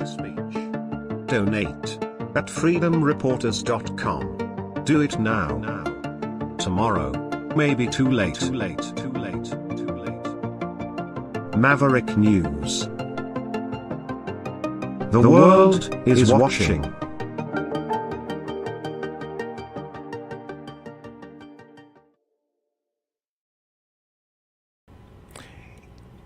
So I'm going to share something with you tonight that was shared with me. It involves me, in a way. It came from Phil Primo overnight. This goes all the way back to the beginning of the Public Order Emergency Commission inquiry into the use of the Emergencies Act by Justin Trudeau, the federal government, in order to bring an end to the Freedom Convoy protest. As you may recall, we covered that from beginning to end, nonstop, every single day. We had the live feed flowing through the Maverick News platform on all channels. It was a high-interest event, really valid news at the time, and we were, really into completely new territory at the time because the Emergencies Act had never been used in its current form before. So it was precedent-setting and scary. And I was very critical of it from the very beginning. I said, when Justin Trudeau used it, that Canada's, as we knew it, ceased to exist at that moment. Because, in my view, he was weaponizing the Emergencies Act and using it to basically go to war with his own citizens. I still kind of stand by that. It's tempered a little bit since then, as I learn a lot more about what has really gone on within the Freedom Convoy itself, what was really happening. Because I've learned, of course, that there were some really bad things that were kind of at the center of the whole thing. Then there were a lot of really good things and a lot of really good people, too. And it was, I think at the time, a necessary political exercise, a protest that had a lot of positive impacts, and really, I think, was a catalyst for bringing lockdowns, mandates, etc., kind of to a close. Although some of those mandates still, a lot of companies still require people to get the jab before they'll hire you. I don't think people are even aware that that's really kind of still going on today. So freedom of choice still a central issue for me. It's about choice, from my perspective, still ongoing. Let me show you, though, what Phil sent to me, because just as the inquiry was beginning, we were doing call-in programs at the time. And as everything was about to kick off, he phoned in. And he clipped his call from that day and reposted it on his social media account here, Facebook, and then sent it to me, kind of rekindling the question. And all these years later now, it rings, like it hits, it resonates with me. Yeah, you keep on doing this, man. It's appreciated. All right. Thank you, my friend. Have a great day. All right. And Here it is. Bill is Bye up now. next. Hello, Bill. How are you? Hi, how you doing? I'm okay, sir. I'm good, thank you. Oh? Yeah, what's up? Well, I'll start out with a shout out to Lori Hay. I can see Lori Hay is watching with me, and Cindy Servatius. What's up? There's all kinds of things up. Let's talk about a few of the absentee people that should be on the list, like Dagny Pollack. Do you know who Dagny Pollack is? Can't say that I do. I don't think so. Dagny Pollack. Dagny, Dagney. Last name Pollock, Pawluk. So the story is that Dagny Pollack was one of the official spokespeople for the Convoy 2022 organization that oversaw the GoFundMe. Turns out Dagny Pollack has an interesting background. She was a campaign manager for Marco Mendicino, of all people. Apparently campaigned for Obama. That was let out of the bag by a streamer called Amazing Polly out of Kingston. And I think she first reported on that February 10th of 2022. So, Dagny Pollack, she did not get invited to this inquiry, although we got Tamara Litch, we got BJ Dichter, and as well Chris Barber. So, Dagny Pollack, well, it's interesting she didn't get invited if she's had a previous relationship with Marco Mendicino. We know Marco Mendicino lied in Parliament about the activity that was going on at the cenotaph. There was people singing at the cenotaph, and he was claiming they were, tearing the monument down as if we were, as if the freedom movement is Antifa, right? Tearing down statues and that sort of thing. So let's talk about some other missing members of the freedom movement. Let's talk about Randy Hillier. Mr. Randy Hillier, of course, was one of the early politicians in Ontario to stand up. I don't know, maybe you can confirm for me whether he was part of the PC caucus before he started speaking out against COVID. Yeah. Okay. I'm not sure if he was or wasn't, but he's an independent now. Yes. Of course, he's been speaking out. He was being heckled in Queen's Park when it was still called Queen's Park. I don't know if they're going to change the name on that one, but he was being heckled by Doug Ford's, caucus every time he spoke about, the dangers of this medical device. And anyways, I'm sure you're aware of who Randy Hillier is. He's not on the inquiry list. And it is very interesting because he did attend Ottawa during the period of time of the convoy. I understand that the main leadership team of the GoFundMe was unhappy with, the direction he was pushing things. And I think he was pushing for consequences. He had been documenting for most of 2021, impact statements from people that had received the cupcake, if you will, and, had some problems. I can tell you myself, I've had a friend that died suddenly in December after having 2 cupcakes. So, of course, Randy Hillier is not on the list, so we should talk about that. Why is Randy Hillier not on the list? Another legitimate person that should have been speaking on behalf of the convoy, of course, would be Maxime Bernier. We all know Maxime Bernier. He's the leader of the People's Party of Canada, and he went to jail, of course, in Winnipeg, mid-2021, something like that, because he was attending an event maskless. And so they put him in jail for the night. And I think at the same time, Trudeau was over in Europe. He was in the United Kingdom with the Queen and everybody, and they were posing for stupid pictures while the servants were wearing masks. I don't know if you remember those photos. I do. But that happened just about the same time Bernier was arrested and thrown in jail. So he's not on the list. Now, he was not, let's say, he was not strongly wording things as Mr. Hillier.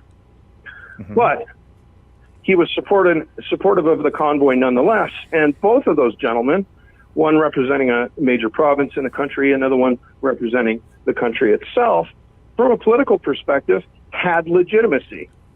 And they weren't speaking alone. So who else is missing from this inquiry? Well, how about Dr. Roger Hodkinson? Dr. Roger Hodkinson has been unequivocal about what he thinks should happen with the people that have been pushing what he calls the scamdemic. You know, he's not on the list, and I'm pretty sure he was in Ottawa. I think Jason Alexander was in Ottawa. You know, there's a number of doctors in the Canadian sphere, Dr. Charles Hoff being an example, Dr. Daniel Nagath. You know, there is a wealth of doctors that would be happy to speak at this inquiry about what they know.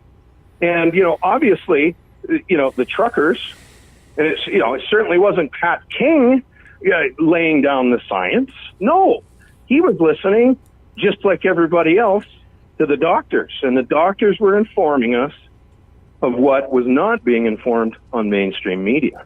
So, of course, it's convenient that they aren't invited, but they should be. So, you know, I would just leave you with those thoughts. We should all be talking about these people that are missing from the inquiry. Okay, well, I appreciate your call. We've only got a couple of minutes left before the inquiry begins again, so we're going to have to jump off here because they're rolling back in and we're just about ready to go. But thank you for calling. I appreciate it. And yeah, you keep on doing this, man. It's pretty. Okay. So, yeah, as I listen to that again, all these years later, and I kind of hate to keep going back to the convoy stuff because so much time is passing that it's kind of losing its punch, you know. But there is some validity in reviewing. It was a pivotal moment in Canadian history. And to listen to that, I'd forgotten about the call. And then Phil posted it and then sent it to me overnight. And at the time, I really didn't know who Dagny Pollock was, even though we covered, you know, the Freedom Convoy all through. And the reason it's worth still reviewing, even today, is because of the impact that that event in our history has had on our nation. It has destabilized everything. It's the event that has contributed to our country potentially being ripped apart. But as I listen to that, and I know that Phil's, you know, committed to it. He's very, it's an emotional thing, not just for him, but for everybody. And I think there's some validity in what he is asking. But now that I have a little more clarity, I'm less emotional about it, a little more objective, and I have a lot more information. I know a lot more. I do have an answer to the question. I didn't then, because I just wasn't sure why these people were not on the list to testify as witnesses, stakeholders. And so to listen to the question, though, it kind of takes you down a side road where you're almost automatically beginning to think, and I think that the question itself makes us start to think that there must be some conspiratorial thing going on. Why weren't these people on the list to testify? Certainly that's what popped into my head that day. I kind of remember the call. Really wasn't familiar with Phil at that time. Became more familiar with him later. friends now. But here's the thing. This is why they were not on the list to testify. The Public Order Emergency Commission inquiry was the political equivalent of an inquest, a review, a fact-finding exercise conducted in a legal environment where people are required to take an oath, swearing to tell the truth, the whole truth, and nothing but the truth. They do that, but it is not a criminal proceeding. It is not. It was not a court case to find fault and or to lay charges of any kind. What the purpose, you have to remember this. This is so important that people, even during the process, I kept repeating this, and it's entirely relevant. It's the most relevant thing here tonight with regard to this discussion. The purpose was to review what had happened in order to make a series of recommendations on what could be done better in the future, and to determine if the Emergencies Act was used appropriately in order to set a precedent for the future, to really set the first standard as the Emergencies Act was enacted and put to the test for the very first time in its current form, because it was the rewritten War Measures Act, and it was the first time it had ever been used. So it was a requirement under the legislation. You had to have this inquiry, mandatory, and that's what happened at the time. And so we had Justice Rouleau, who presided over it. There was a lengthy process that took place to select the people to testify. A long process. And Justice Rouleau had the power himself to either reject the list or accept people who were on it, or even to bring more people forward.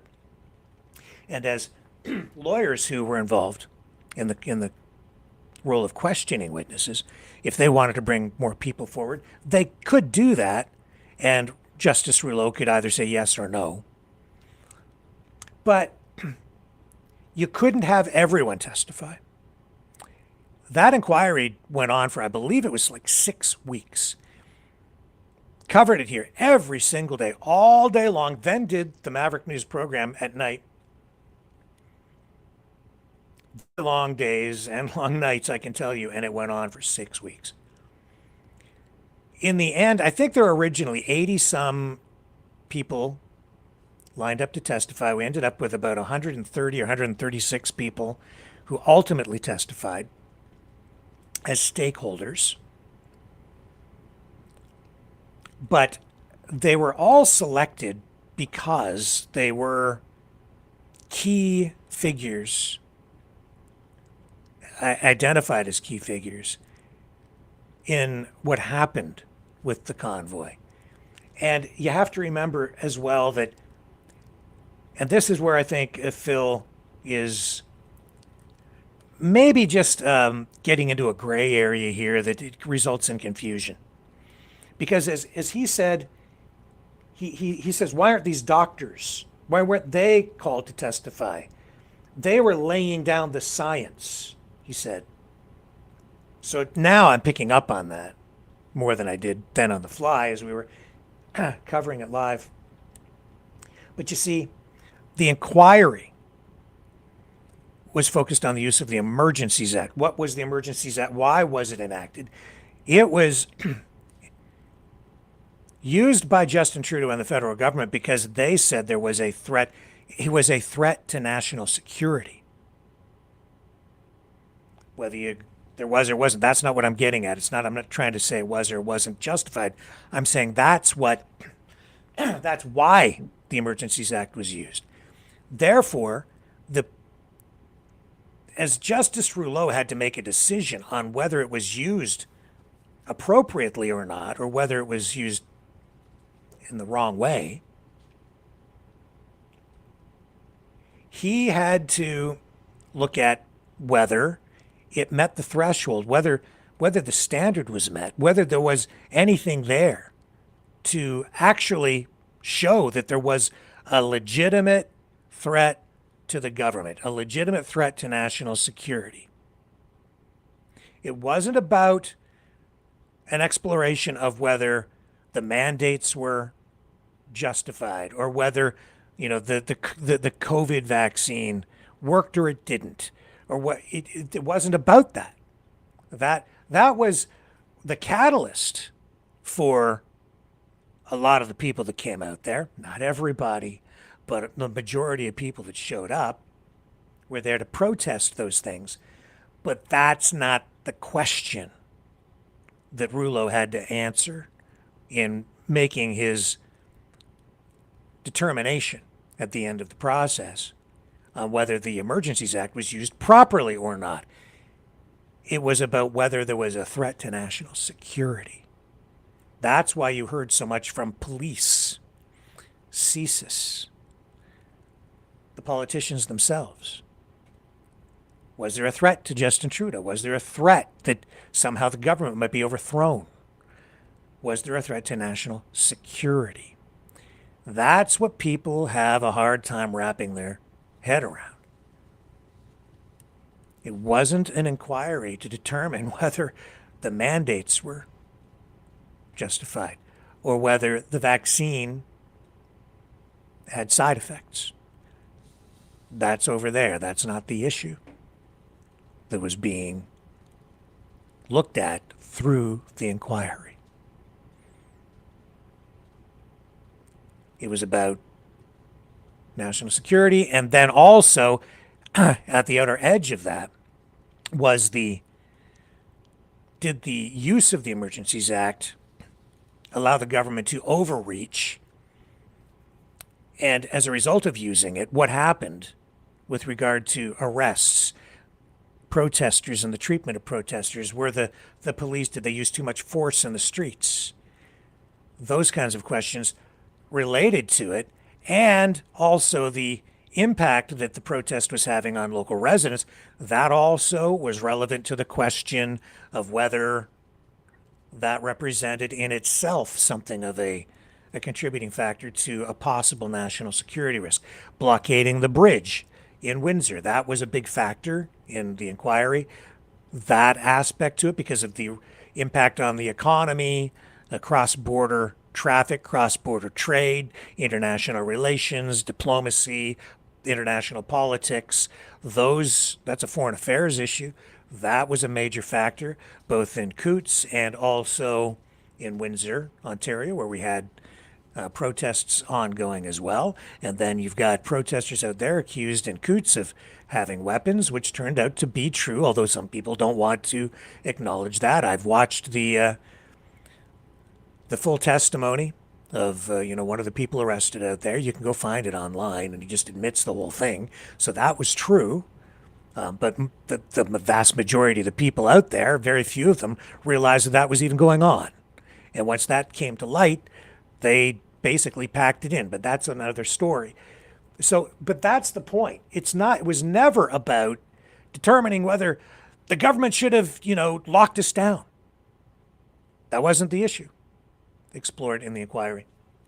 And then, so with regard to the doctors, that's why they didn't call the doctors, because it wasn't about that issue. Why didn't Maxime Bernier, why wasn't he called?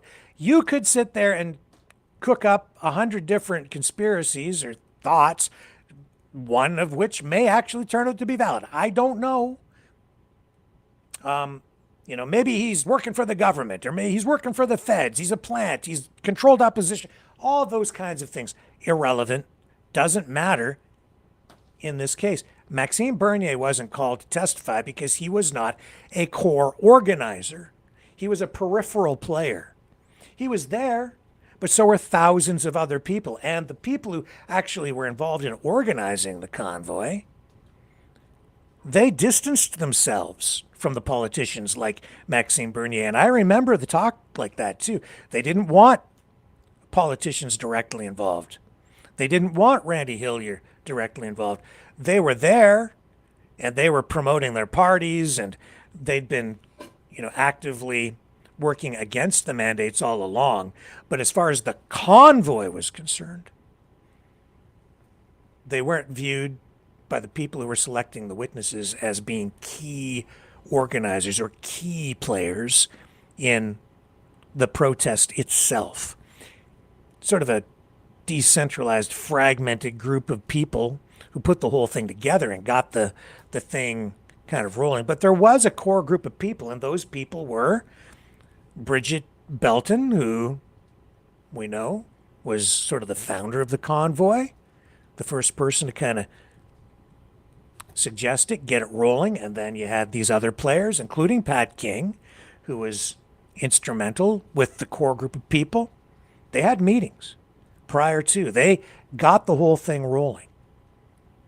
Tamara Litch, Chris Barber, those people, even today, still out there as spokespeople, right? And yeah, you can question their motives. Why were they there? Were they there because of the lockdowns, the mandates, the vaccines, all of those issues? And if that was the issue, why are some of them still out there campaigning? Why are they out at the ostrich farm? Why are they doing all these other things? Was it just about that? Because, as I just pointed out, this is the point for me.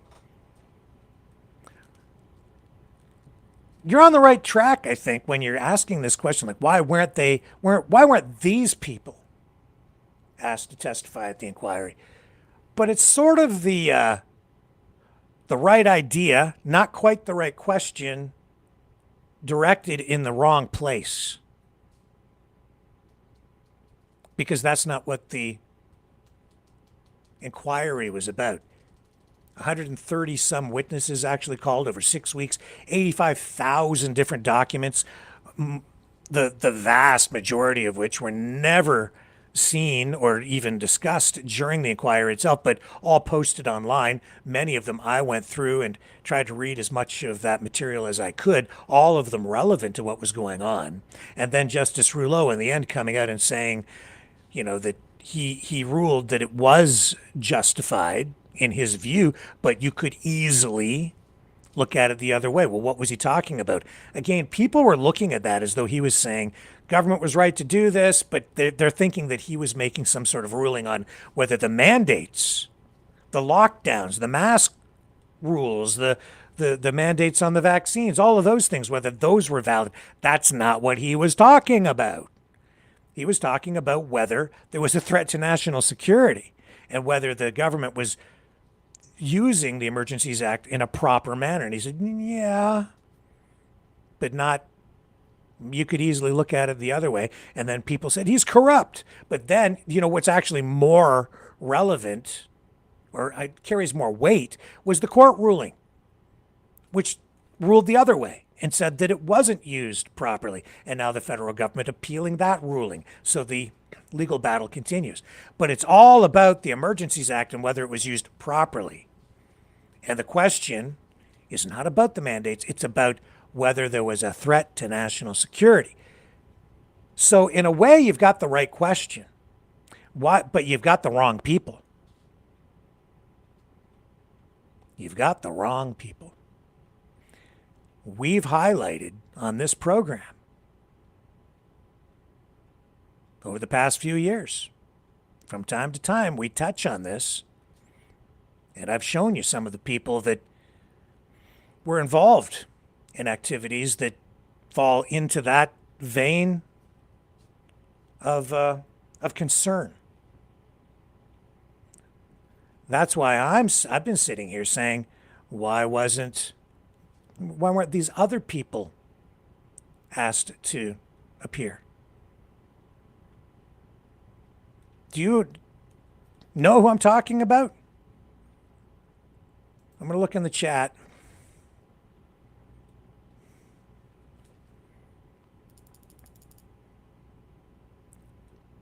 Looking in the chat.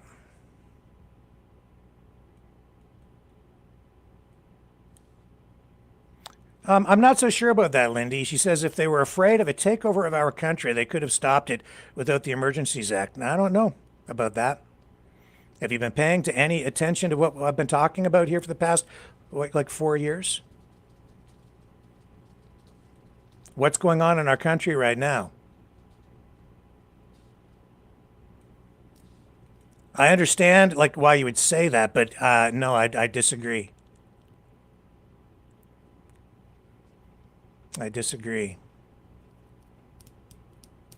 We've got our country. That pandemic was a tool. It was used as a tool. It was used as an opportunity.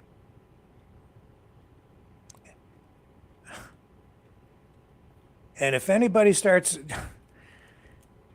everything is upside down right now. This is why everybody is confused.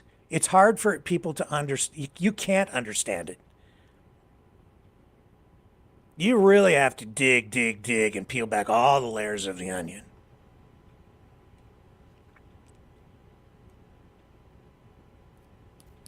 Those same players are active today. What are they trying to do? They're trying to destroy our country. They were active at the core of the convoy. 51st Staters, separatists, but especially the 51st Staters. I've highlighted some of these people, and a lot of them, it's because there's foreign interference. There was foreign interference in the convoy, documented. People referring to Russian interference, but there was also U.S. interference in it. A lot of U.S. money flowing up across the border to fund that convoy. Not natural. Unprecedented amounts of money flowing in from south of the border. And some of the people at the center of it, 51st Staters, some of them were on the stand testifying, and longtime separatists who pretend to wrap themselves in the Canadian flag, pretended to be patriots. But I recently wrote a Substack on what is a patriot. You might want to check it out. I'll put the link in the chat to that. I just wrote it about not quite a week ago. Patriot? Patriotic to what? Canada? Mm-hmm. Over in Hungary, what did we see? This is a global movement. That pandemic was part of a global movement to reshape the world, to drag us into a new world order. Donald Trump is at the center of it. That convoy was a political protest that started, and then it was fueled, amplified, expanded. It grew because of influence, foreign influence, and of course, there was a lot of domestic discontent. They harnessed that anger, the emotion. And the vast majority of people who go out there, not aware of why this all came together so quickly, social media being used, algorithms in order to get people out into the streets, same stuff you've seen going on in Iran, same stuff that they tried to affect in Hungary with the election there. Outright, blatant, unprecedented activity in that regard. J.D. Vance actually going to Hungary, never done in the history of the United States before, a vice president of the United States going to a foreign country and actually campaigning in the open at a rally, giving a speech at a campaign rally for a foreign leader to try to get him reelected, Viktor Orban. J.D. Vance stood up there. Now, if that isn't foreign interference, I don't know what is. It's clearly foreign interference while he stands there and in the next breath says the EU is guilty of foreign interference in the political affairs of Hungary, criticizing the EU, saying they shouldn't be doing that, while he stands there and does just that. right out in the open. And yet somehow people are like blind to this. It's like if the United States and Donald Trump does it, especially if you're on the conservative side of the spectrum, they just get a pass. I guess he's allowed to do that. People here, what are you seeing right now? $500 million being offered in funding for the separatists out in Alberta. Meetings going on with separatists between them and officials like the administration from MAGA. I'm not going to say the United States government, but from that political movement in the United States. Foreign interference. What did we see? I highlighted some of these players for you, including Major General Paul Vallely on the U.S. side in direct contact with Freedom Convoy participants and organizers. And the people that he was involved with, they didn't get called to testify. Why? Just too damn sensitive, that's why. Because Canada, living right next door to the superpower, we have to be very careful about what we say, how we say it, whether we say anything at all. Maybe just keep some of this stuff quiet. You can't say it. Some stuff you just can't state the obvious. You can't tell people the truth, because if you do, if you say there's a threat to Canada from the United States, if they'd just come out and if they had said that, some people wouldn't believe it. A lot of people wouldn't believe it because it seems so incredible. And because psychologically, well, they're our neighbor, they're our friends, we're allies. Why would they want to take us over? But that's what Trump has been talking about. He's not joking. It's very clear that he isn't now. And he's been beating us up with tariffs and economic policies to try to destroy us. Right question, Phil. Wrong people. Except for the doctors, because they're just not, the question isn't about those mandates. The question is, was there a threat to national security? And on a level, as Justice Rouleau showed, or he concluded that yes, there was. And that's why he said that the federal government was justified in using the Emergencies Act the way that they did. But he said you could look at it the other way too. So, Lindy, in a way, yes, they could have dealt with some of this stuff without using the Emergencies Act, maybe all of it. But when you have a threat at that level, sometimes the threat, many elements of the threat, not visible in the streets, not visible in the protest itself. Threats in other places in the country, 85,000 documents that they have, and they're keeping it quiet. And yes, there are some people they did not call to testify at that inquiry. Because if they did, you would have a diplomatic crisis on your hands, an international incident. And if the federal government of Canada were to call out the U.S. and say, hey, you have, at the time, former president, right? Because he lost. But if you accuse the government or an element of the U.S. government, because it really wasn't the government, it's MAGA, and the shadow government that Trump was running, and the people around him, they were trying to exert foreign influence over what was going on in our country. A threat? Yeah, you can look at it that way for sure. That's why Vance has gone to Europe on several occasions and has said, even in speeches domestically in the U.S., coming out against any kind of censorship and, calling out the EU or European countries for any kind of censorship laws, hammering Canada.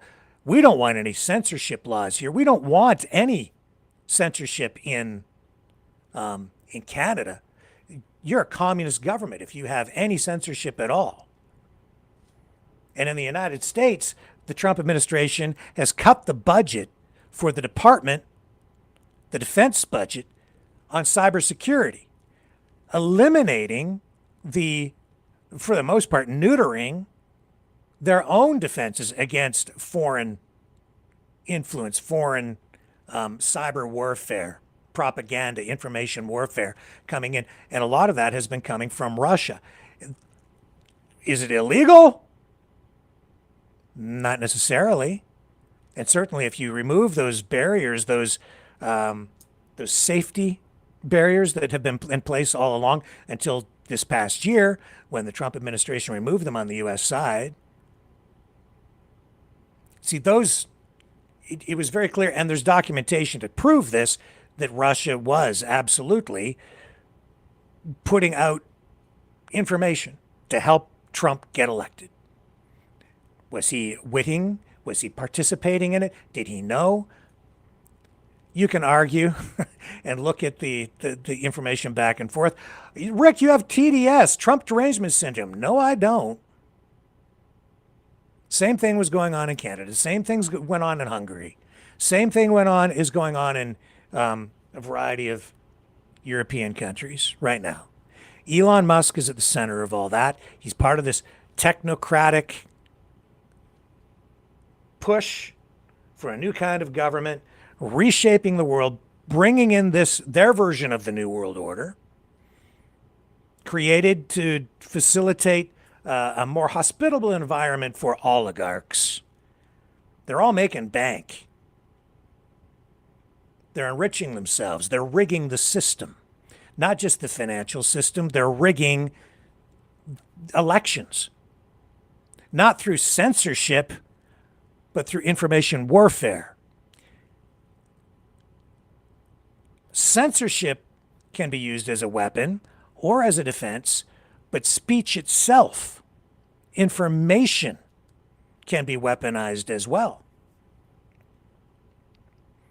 One is as bad, maybe even worse than the other. And I would say if you're talking about misinformation, propaganda, psychological warfare, psychological manipulation, using new psychological techniques that many people are, maybe we're all even not even aware of the technology being used.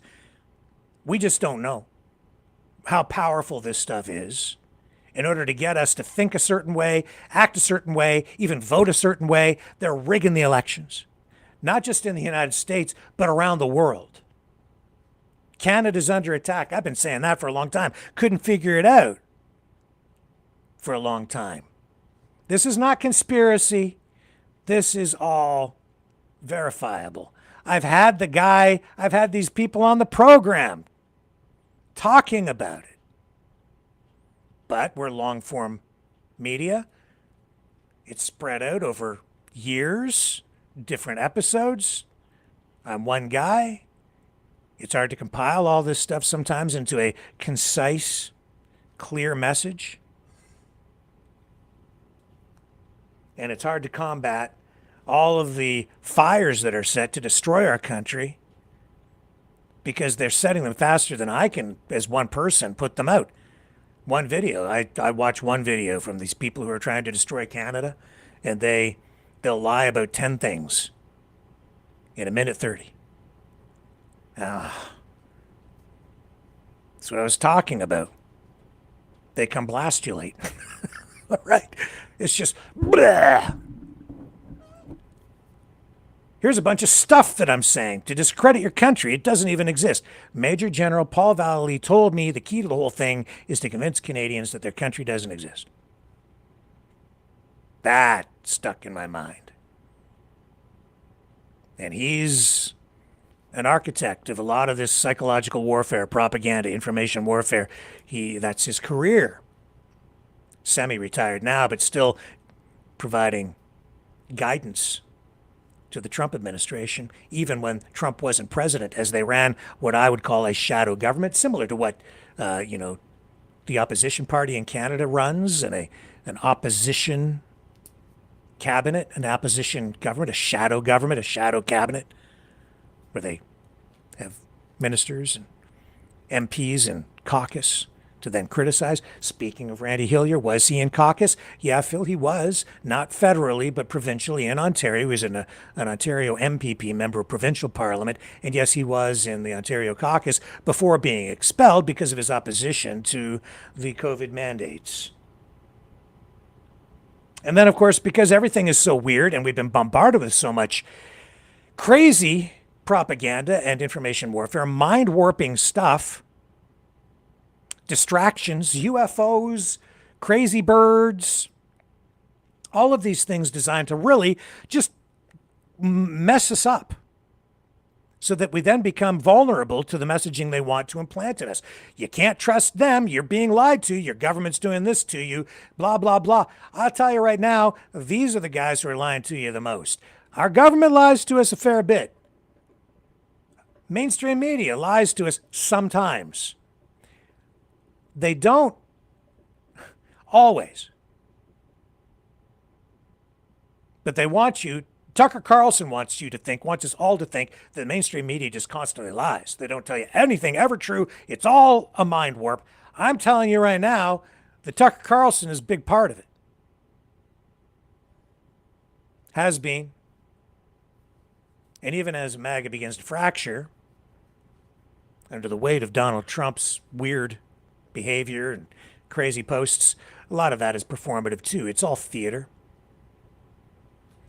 It's just like in U.S. politics when they go through the process of selecting who is going to represent the party as, to run for president.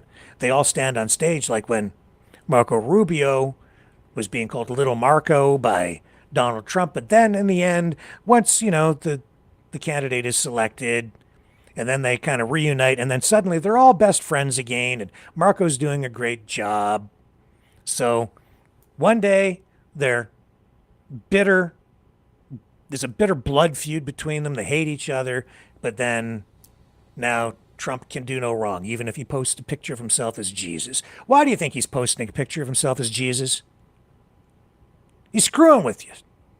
And I'll tell you this, he thinks we're stupid. They're all playing us for dumb. He's lying. He makes up numbers. Oh, they won't even know. They're too dumb to know. They're not going to check. And largely that's kind of true, but that's just not because people are so stupid. It's because we're busy. We're trying to live. We're trying to make a living. And here's the other thing. They laugh at us, these people, because we're not in the know when they're rolling out these plans. None of this shit that they've been doing, that Trump has been doing, is anything he campaigned on. Did he campaign on taking over Greenland? Or did he campaign and say, I'm going to go into Venezuela and kidnap their president? Did he campaign and say that I'm going to go to war in Iran? No. The opposite. But he's had the plan all along. Some of it, you can figure it out if you really dig into the philosophy, the ideology behind it, the international relations, the international political movement. To see where it's all going, you see that he's just part of it. He's kind of at the head of it, but he's also supported by the other leaders who are adversaries, kind of foes, but they're all working together because they're carving the world up into spheres of political dominance. Canada's a big part of that. Will they get away with it? I don't know. He's pretty far along, and he's got his pedal to the metal, and there's no break.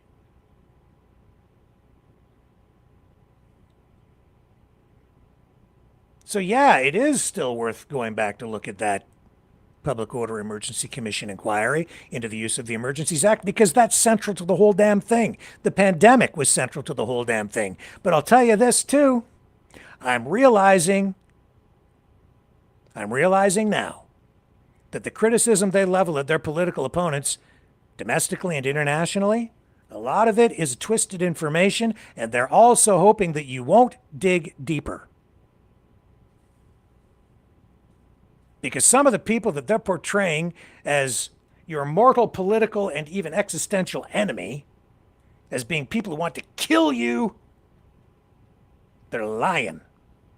And it doesn't take much to dig in peel back the layer and find out that they're lying about a lot of this stuff. And the people,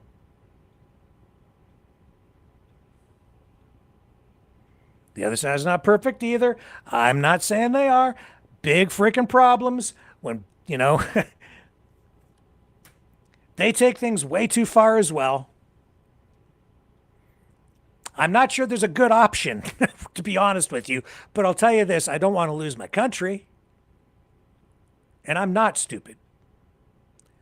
You aren't either. We're not stupid, but they are treating us as pawns. They're just hoping, banking that you don't ask questions, that you don't actually dig into them, because they've got so many of us convinced that you shouldn't listen to them because they always lie to you. You can't listen to them. Just listen to us. No. They're lying. And the lies run deep. They have a plan. You're not in on it. So they laugh at us as they conduct their affairs, go about their business to reshape the world at our expense. As Donald Trump complains about a rigged system, he's rigging it. He is the most corrupt president in history. He's enriching himself. It's all about the money for him, and then he's being used as a tool to redistribute power. Take away our sovereignty, not just ours, but all other nation states, guaranteeing that we're going to war. Not just in Iran, but if he continues to march down this path, every country on earth is in danger. The sovereignty of every single country, every European country, every country in the Americas, we're all under attack. You're got TDS. No, I don't. It's right in front of you. He's doing it in real time. Don't tell me that Canada isn't under threat. And I don't blame the United States. I don't blame America. I don't blame American citizens at all. As I've said, there's kind of two Americas right now. And even within the government itself, it's not so much the U.S. government doing it, but it is because we've had Trump 2.0 come in and kind of take over, purging all political opposition from within the bureaucracy, affecting unitary executive power, usurping the power from Congress, ruling with a Sharpie. No more democracy. You're living in a dictatorship. As much as I never thought I'd hear myself say that, and as people were accusing him of, wanting to be a wanted-be dictator, I dismissed it too. I just pushed it to the side and said, that's hyperbole. Oh, he's just joking. He's just joking. He's just joking. If I hear one more joke, I'm going to upchuck, because they're not jokes. They're trial balloons thrown out there in a haphazard manner to see what kind of reaction you get from the public.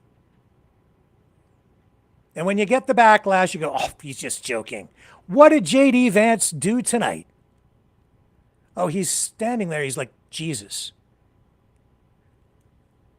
Trump's posted himself again in a depiction of himself as Jesus. And Vance goes, oh, well, I think he was just joking. I don't know where the hell that one goes. He keeps posting himself. You see, it's about portraying Trump as a deity. That's what dictatorships do. Authoritarian governments do that. They prop up their leader as some deity, as some supreme leader. In a theocracy, especially. Larger than life. A god. omnipotent, can do no wrong. That's why. I'm not exactly sure where it goes in the end game here, but the Pope is seen as infallible, someone who really can't make mistakes, a representative of God on earth. When Trump posts a picture of himself, and he has, as the Pope,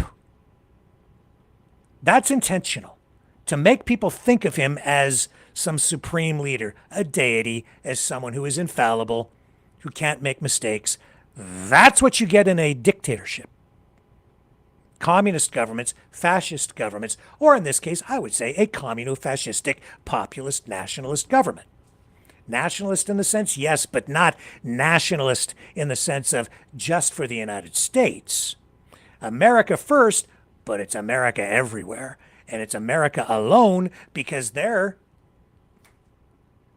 upsetting, usurping the power and the sovereignty of other nations and putting in puppet governments wherever they can, doing what they can to get populist, pro-MAGA governments inserted into all of these countries around the world. Is that democratic? Maybe in a global sense, and yet they're concerned. They complain about immigrants coming in and voting in the United States, but it's okay for the United States. You can't have that, right? Because, okay, fine, I agree. If you're not a citizen of the country you live in, or the country you're in, if you're not a citizen, you don't get to vote there. You need to have valid voting rights. So why the hell is it okay for J.D. Vance to go to Hungary and stand up and give a campaign speech? He doesn't live there. He should shut his mouth.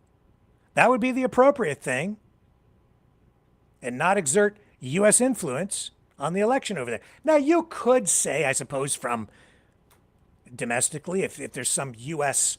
interest over there, or you want to help the people over there, you could use soft power to have a positive influence on social conditions, political policies, things of that nature in a given country. And if you've got some country that is killing people, then, on moral grounds, maybe you want to intervene in some way.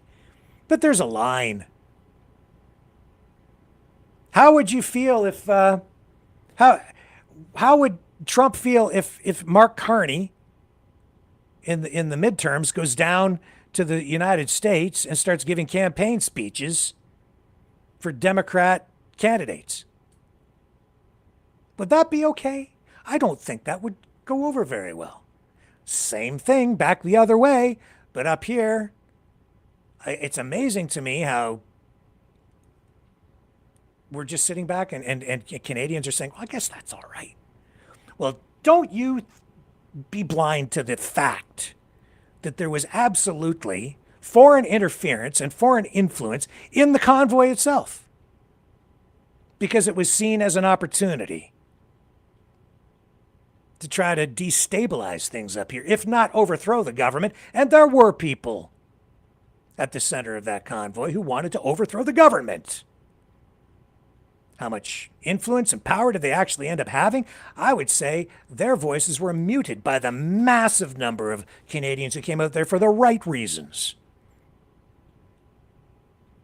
Canadians who came back because they wanted an end to the mandates.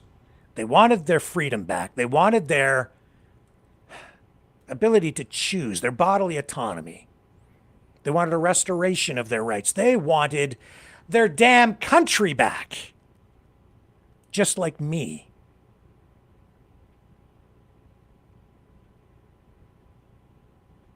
And I still do. So I'll be damned if I'm going to sit here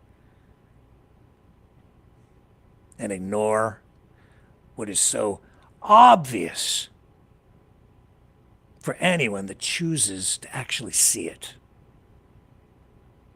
I love the United States, and we have many friends down there. And I would say we have many people who are looking out for the best interests of Canada, too. But right now, we've got some very powerful people in positions of power, political power and influence. and they're not our friends. Wolves in sheep clothing.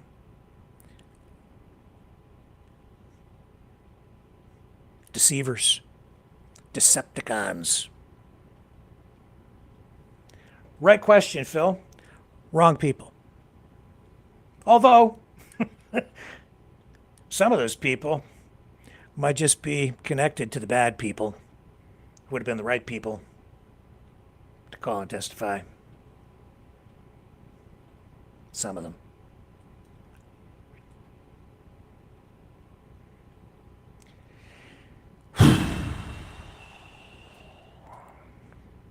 See, you got me started.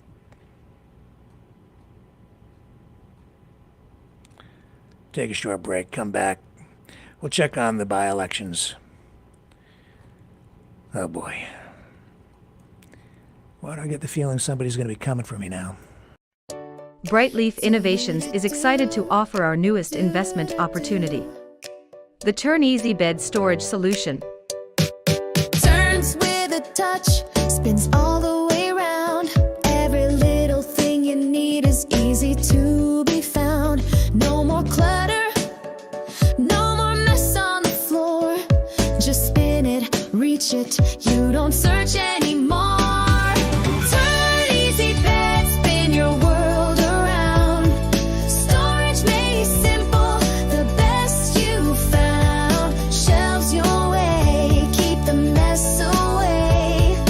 Charge it, store it, night or day.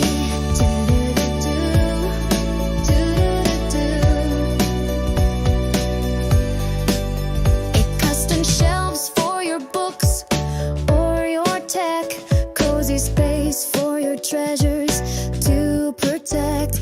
Built-in power when you need to recharge. Smart design that makes your bedroom feel large. Turn easy bed, spin your world around. Storage made simple, the best you found. Shelves your way, keep the mess away. Charge it, store it, night or day. Designed and developed by Brightleaf Innovations.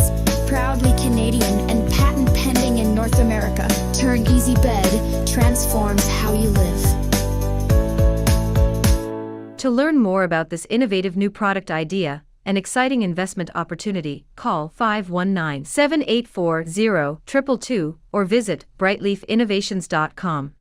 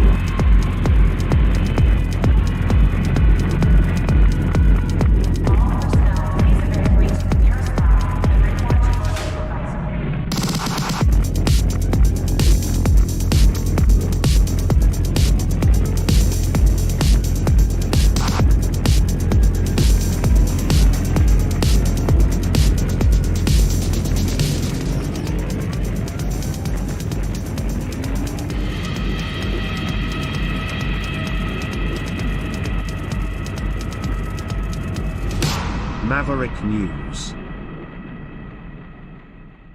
The world is watching.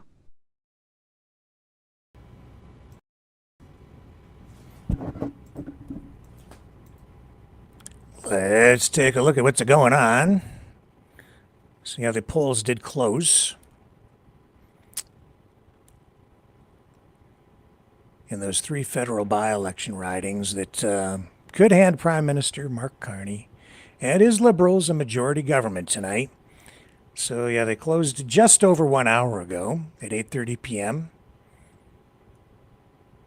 And those 3 different ridings that we identified: Scarborough Southwest and University Rosedale in Ontario and Terrebonne in Quebec. Early preliminary results now coming in from Elections Canada. Only a small number of polls still reporting at this point, though, tonight. In Scarborough Southwest, Liberal candidate Dolly Begum is leading strongly with 66.5% of the counted votes. The Conservatives a distant second at 16%. In University Rosedale, the Liberal candidate Danielle Martin is holding a solid lead at just over 60%. And the closest race is in Terrebonne, where Bloc Québécois candidate Natalie Sinclair Desgagne, I believe is the way you pronounce it. Desgagne, yeah, is narrowly ahead of Liberal Tatiana Augusta, 51 to 45%. But those are just the first returns, and things can change rapidly, especially when it's that close. So these are very early numbers. Only about 5 to 8% of polls are in, and full results are still hours away. But the two Toronto area ridings have long been Liberal strongholds, and a win in even one of those ridings and tonight's votes would push the Liberals over the threshold for a majority in the House of Commons. And so with that, I think the writing appears to be on the wall tonight. Just dip into the chat here for a moment.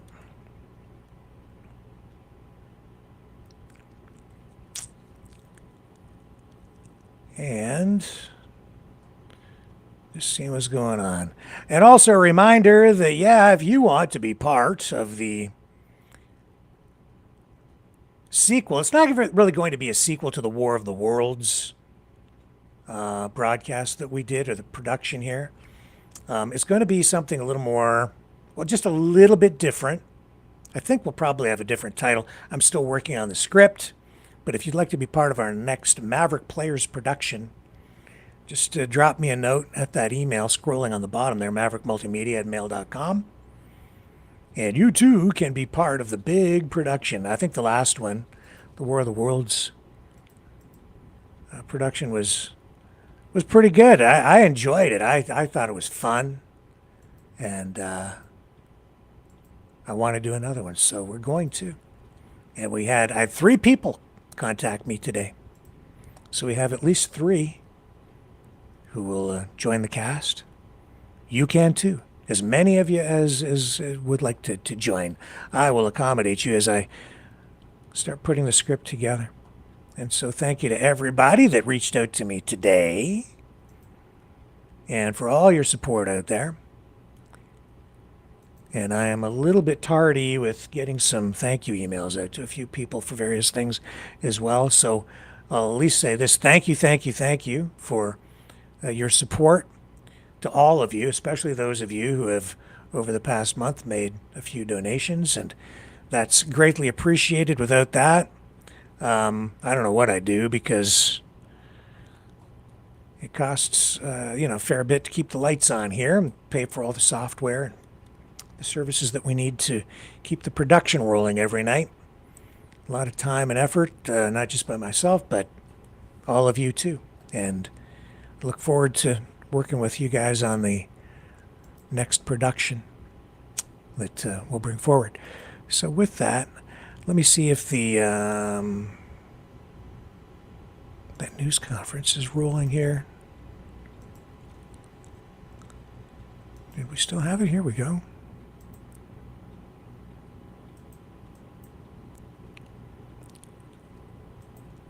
I don't know. Let's go to the Nissan news conference. Find out what they're talking about here tonight. Hang on a second. We're going to go live. We're going to go to this thing. Maybe we better not. I don't know if it's...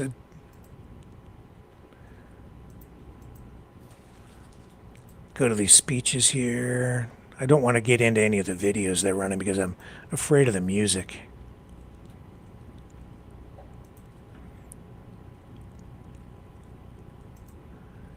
Here we go. So we're going to go to Japan.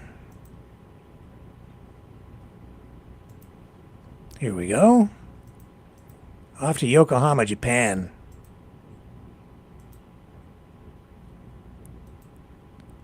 Pick up this live feed. Hang on. Just wait for this music to end. take you places. Here we go. But give back, powering your home and connecting your community. We believe that these experiences should be. So they have a big event going on in Yokohama. They're kind of, I think, talking about where this whole company is going to go. It lives in the everyday. At least over the next year. Not more complex. Simply going to speeches here in a minute, I think. Probably right after this. Mobility intelligence for everyday life.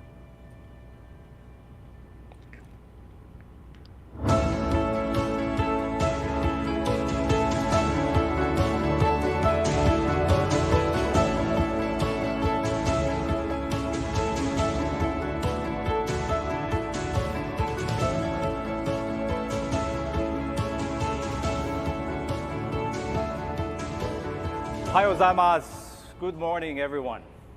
This is a very important moment for Nissan. Morning there, evening here. Today, we are announcing a vision that evolves Ambition 2030 to be clearer, sharper, and closer to everyday life.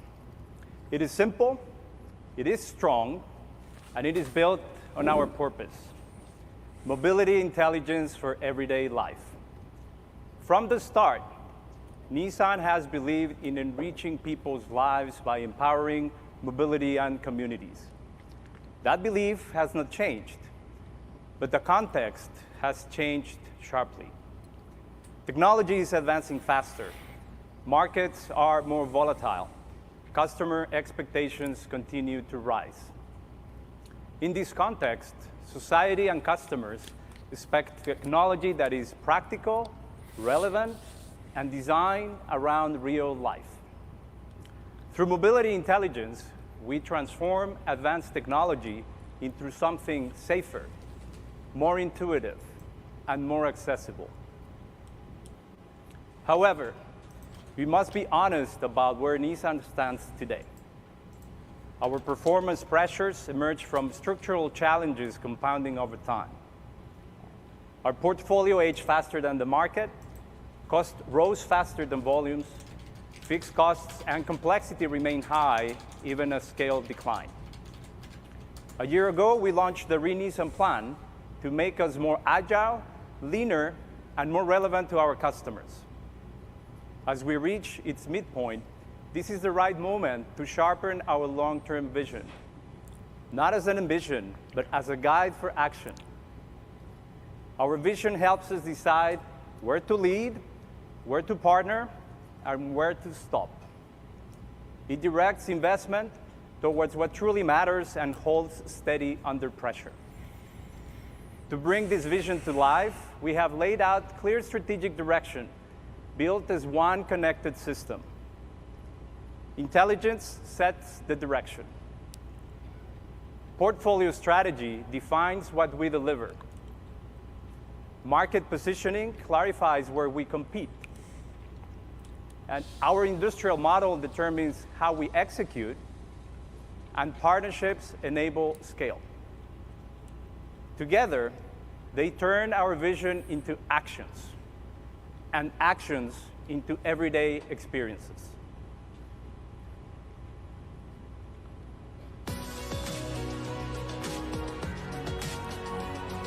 You know, Nissan does not produce any products in Canada at all. None. At the heart of that mobility experience is Nissan's focus on intelligence brought to life through the AI-defined vehicle.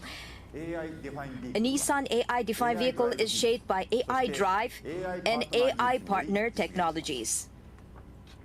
Together, they reflect our approach to technology development rooted in understanding of people, strengthened by deep expertise in vehicle control.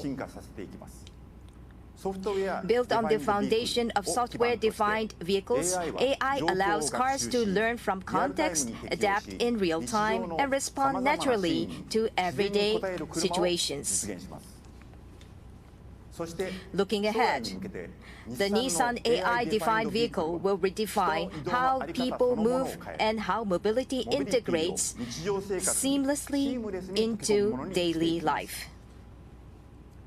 Nissan never treated autonomy as an abstract technology race. We build trust through real-world experience grounded in vehicle control and dynamic performance.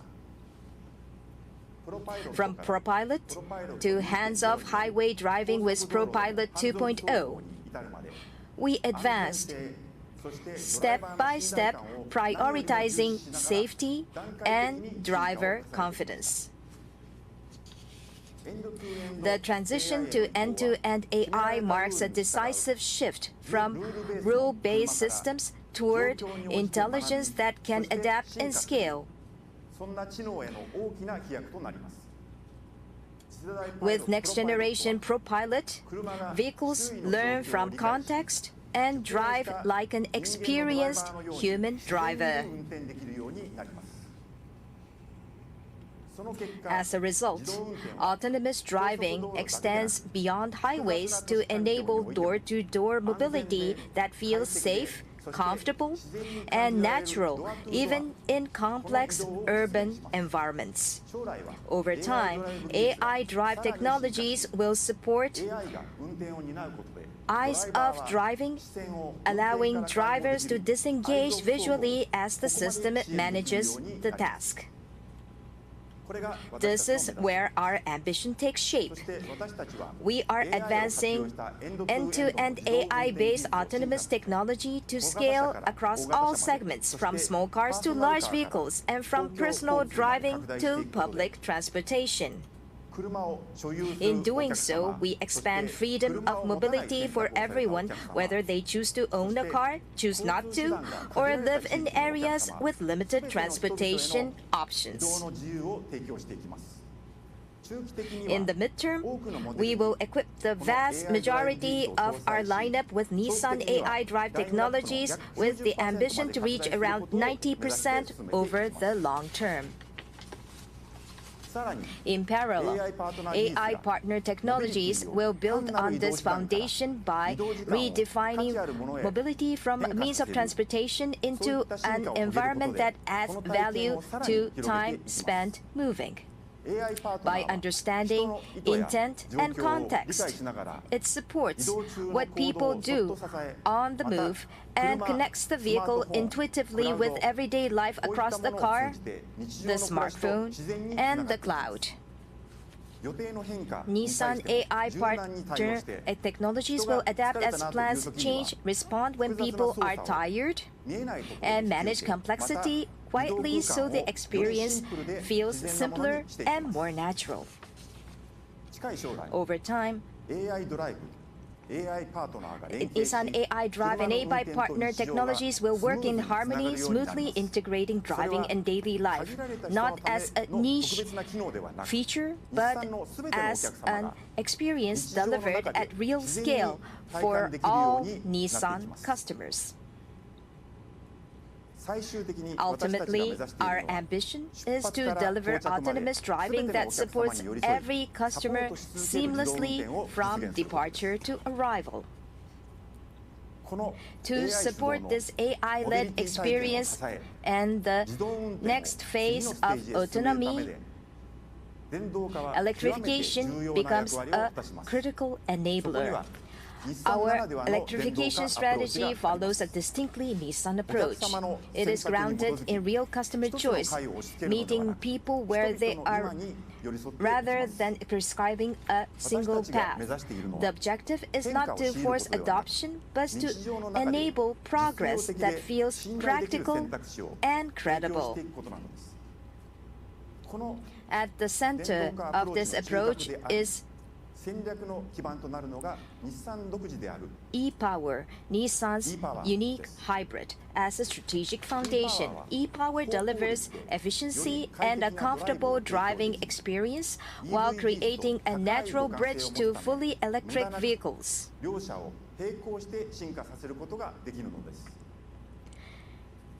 Its strong compatibility with battery electric vehicle technologies allow us to advance EV and e-power in parallel without waste or disruption. What we develop through e-power strengthens our electric vehicles, and what we learn from EVs feeds directly back into e-power. For customers who need capability and long-range confidence, we offer hybrid electric vehicle solutions for frame-based vehicles, where daily driving patterns benefit from electrification without range anxiety. Plug-in hybrid and range extender solutions are delivered through partnerships.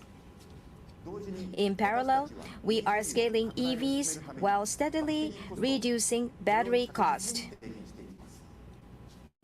We continue to advance next-generation technologies, including all-solid-state batteries, to prepare for the next phase of electrification.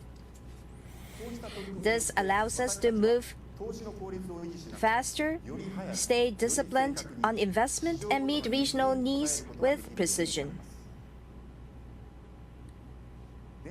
Together, this electrification strategy enables Nissan to scale AI-defined vehicles, expand autonomy, and deliver intelligence reliably, affordably, and at real scale. As these core technologies mature, their impact extends beyond the vehicle, empowering people and communities.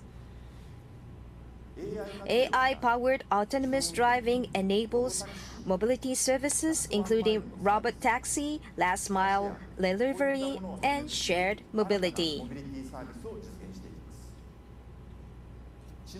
The same intelligence supports life-on-board solutions, unlocking new business at scale by turning time on the move into a connected, service-enabled experience.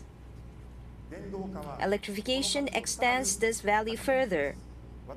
Vehicles become part of a broader energy and data ecosystem. Through V2X, which Nissan has pioneered at global scale, vehicle batteries connect with everything, enabling new opportunities in energy management as a service.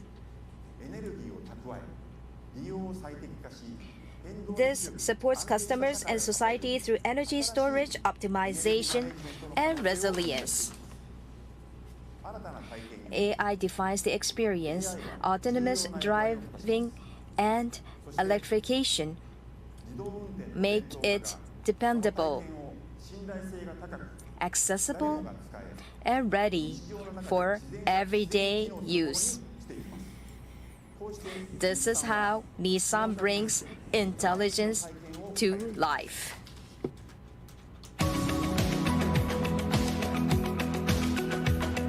Okay, let's take this down because we have breaking news. The Liberals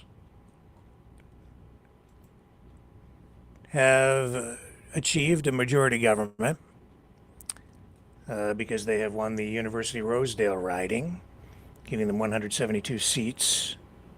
So that effectively gives them a technical majority, which means if things are stuck in the House, the Speaker would cast a deciding vote. If they win another by-election tonight, which it looks like they're on track to do, we would not be in that position. But they do have a technical majority now with 172 seats, capturing that riding of University Rosedale, and could be just a short time away now from them grabbing even one more seat tonight. Hang on here for a moment.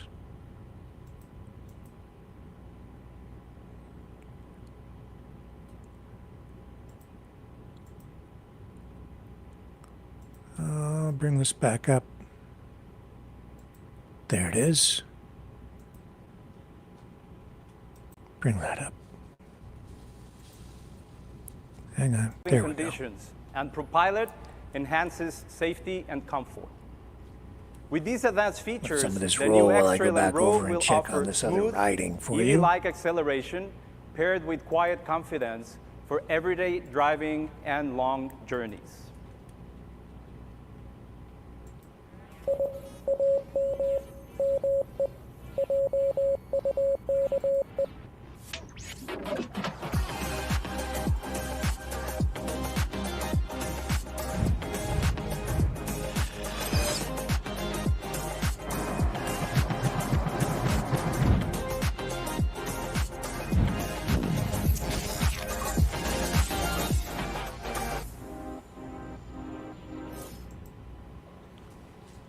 And here is the all-new Juke. It is agile, compact, and unmistakably Nissan. Juke EV carries personality and emotion, showing that intelligence and character belong together. Always bold, always distinctive, and now fully electric. But our vision goes beyond relevance. It is about inspiration. Nissan Xterra returns for those who value authenticity and capability. Built for real adventure with body-on-frame strength and purpose-driven design. And finally, a name that represents the origin and soul of Nissan, Skyline, a reimagined icon of Japanese engineering and driving passion with performance and precision. This is how our portfolio strategy comes to life, anchored in profitability and built around a leaner, stronger lineup. We are executing this strategy in two ways. First, we will streamline our model lineup from 56 to 45 models, exiting low-performing products and reinvesting in growth. At the same time, we will expand powertrain options within each model, giving customers greater choice. Second, we are concentrating development on 3 product families, which will cover more than 80% of our volume. This focus optimizes investment, accelerates development, and improves our ability to respond to market demand. To ensure this approach delivers results, we begin with clear roles that define every model's purpose. At the center of our portfolio are heartbeat models. These are the vehicles that represent the essence of Nissan, carrying emotion and heritage while advancing innovation. Heartbeat models include vehicles like the award-winning Leaf, the Fair Lady Z, and Patrol. Next are core models, including X-Trail and Rogue, Note, Sylphy, and Qashqai. These vehicles sustain the business while delivering scale and loyalty in the most popular segments. Growth models like El Grande and Sakura allow targeted expansion, responding to emerging demand and where Nissan can play a distinctive role. Supplementing these priority categories are partner models, such as Micra, Frontier Pro, and NX8. These extend our reach through disciplined collaboration, protecting efficiency while keeping strategic market coverage intact. The vehicles we have unveiled today show what discipline looks like when intent is clear and every model serves a purpose. Skyline is a heartbeat model, a symbol of Japanese engineering and driving performance infused with raw emotion. Xterra comes back to the US as a heartbeat model shaped by customer demand and grounded in authentic adventure. X-Trail and Rogue e-Power Hybrid are global core models bringing our best technologies to the core of the market. Juke EV is a core model for Europe, a rule-breaking vehicle that pushes culture forward through design that dares to define convention again. These vehicles reflect a portfolio built on focus, clarity, and purpose, not on chasing segments or competitors. Infinity remains a powerful asset that we will cultivate and expand. The QX65 is our first proof point, combining strong design, technology, and driving experience. It is followed by 4 new models with diverse powertrain options, including a new midsize hybrid SUV, a performance-oriented V6 sedan, and 2 large hybrid frame-based SUVs. Together with the award-winning QX80, Infiniti will have a full lineup that returns the brand to full strength. Our ambition for Infiniti is simple: to deliver truly one-of-a-kind driving experiences, distinctive within the premium market.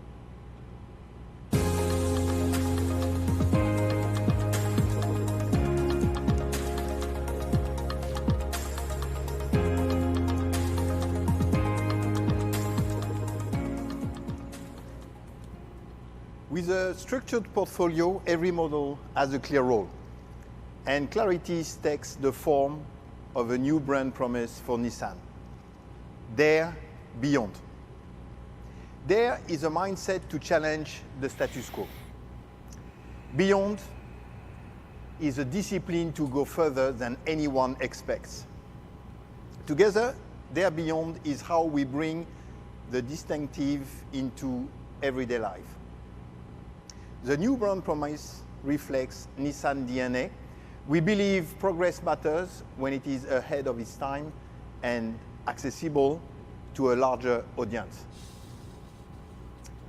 We dare to create products with character and purpose, designed to grow smarter and more intuitive over time, and build with durability, quality, and reliability people trust. This promise also defined who we designed for: people who believe tomorrow can be better than today, optimistic people. And it extends beyond the vehicle.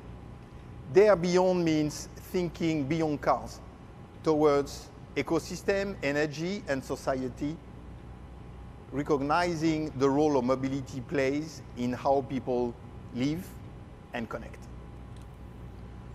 Of course, the conviction begins from inside the company. Nissan is moving forward with clarity of direction, shared priorities, and confidence.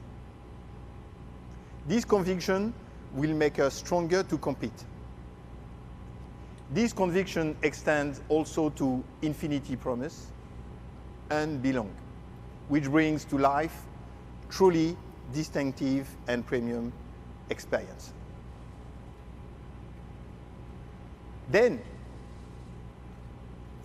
with clarity in what we build and our clear promise to customer, our market strategy becomes equally strategic, assigning distinct roles to each market in delivering our objectives.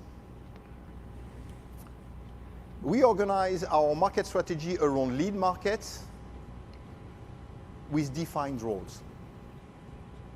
Lead markets are Japan, the United States, and China, each carrying a dual responsibility. First, they drive performance as a market, delivering volume, profitability, and brand strengths where Nissan has the greatest scale and relevance. Second, they create competitiveness for the rest of the world, providing product, technology, and industrial capability that can be leveraged globally. Japan. For Japan, our near-term priority is clear. After a low point last summer, momentum is returning to late 2024 levels, with a market share that has been achieved in March close to 11%. Customers are returning to our showroom and website, drawn by new models. Looking ahead, our strategy in Japan rests on 3 pillars. First pillar, Japan will lead in autonomous driving technologies and new mobility services, including robotaxi. I'm happy to share that the next generation ProPilot will debut on the new Elgrand by the end of 2027. Second pillar, product dimension. We are reinforcing, as Ivan said, our heritage nameplates, such as Skyline, Elgrand, Patrol, and we will expand SUV model with Kicks, e-Power, and Murano. For 2028, we will introduce an efficiently developed compact car series to close portfolio gaps. Pillar number 3 is customer expansion. Younger customers represent a clear opportunity that we will address through the right product and a clearer communication. What is our ambition? Our ambition is to restore strength in our home market, targeting annual sales of 550,000 units by fiscal year 2030, while reinforcing Japan's role as the benchmark for the company. Second lead market, United States. In US, we are competing in one of the toughest markets. And we are pleased to see that Nissan has been the fastest growing brand in the US for 6 straight months, with retail share rising every month. In 15 months, our share increased by 45%, with models like Pathfinder up 45% or Frontier up 48%. SUV leadership is the backbone of our strategy. And the product momentum will begin with the next generation of Rogue, introducing hybrid e-Power technology in the largest... So I'm bringing you this stuff because, the auto industry is still undergoing a transformation, even though they've tapped the brakes on electric vehicles in the US and as a result also to some degree in Canada. But this is an international company. The Nissan products sold in Canada, not produced here. They're imported, mostly from Mexico and the US. They have a plant down in Tennessee. But you're seeing them sort of trim their product line down because the industry is under pressure. They're shifting their focus. They're offering a variety of powertrains as we move into the future. And the future is coming, folks, whether you like it or not. And right off the top, what are they talking about? AI, integration of artificial intelligence into the cars we drive. People worried about bringing in Chinese vehicles into Canada. Oh, Doug Ford says they're going to spy on us, but as I've been saying, the technology is pretty much universal across brands. They're all spying on us in one way or another, but they don't need the cars to do it. It's already in your phone. The cars are monitoring for a variety of things like how far you're driving, what maintenance you need. They want to sell you stuff. And yes, they are recording things too, so be mindful of that. But that's happening now with all of the different computerized cars, not just electric vehicles, but gasoline-powered vehicles as well. They're monitoring your driving habits. They're monitoring how fast you're going. And those computers can record data. And then if you get into an accident even, that data can actually be extracted from the computers and certainly will be in the future. So I'm bringing you this tonight because it highlights not just, see here, talking about Chinese production. All these big companies are involved in the Chinese market. This year we deliver 7% year-on-year growth, even if the market is tough and declining.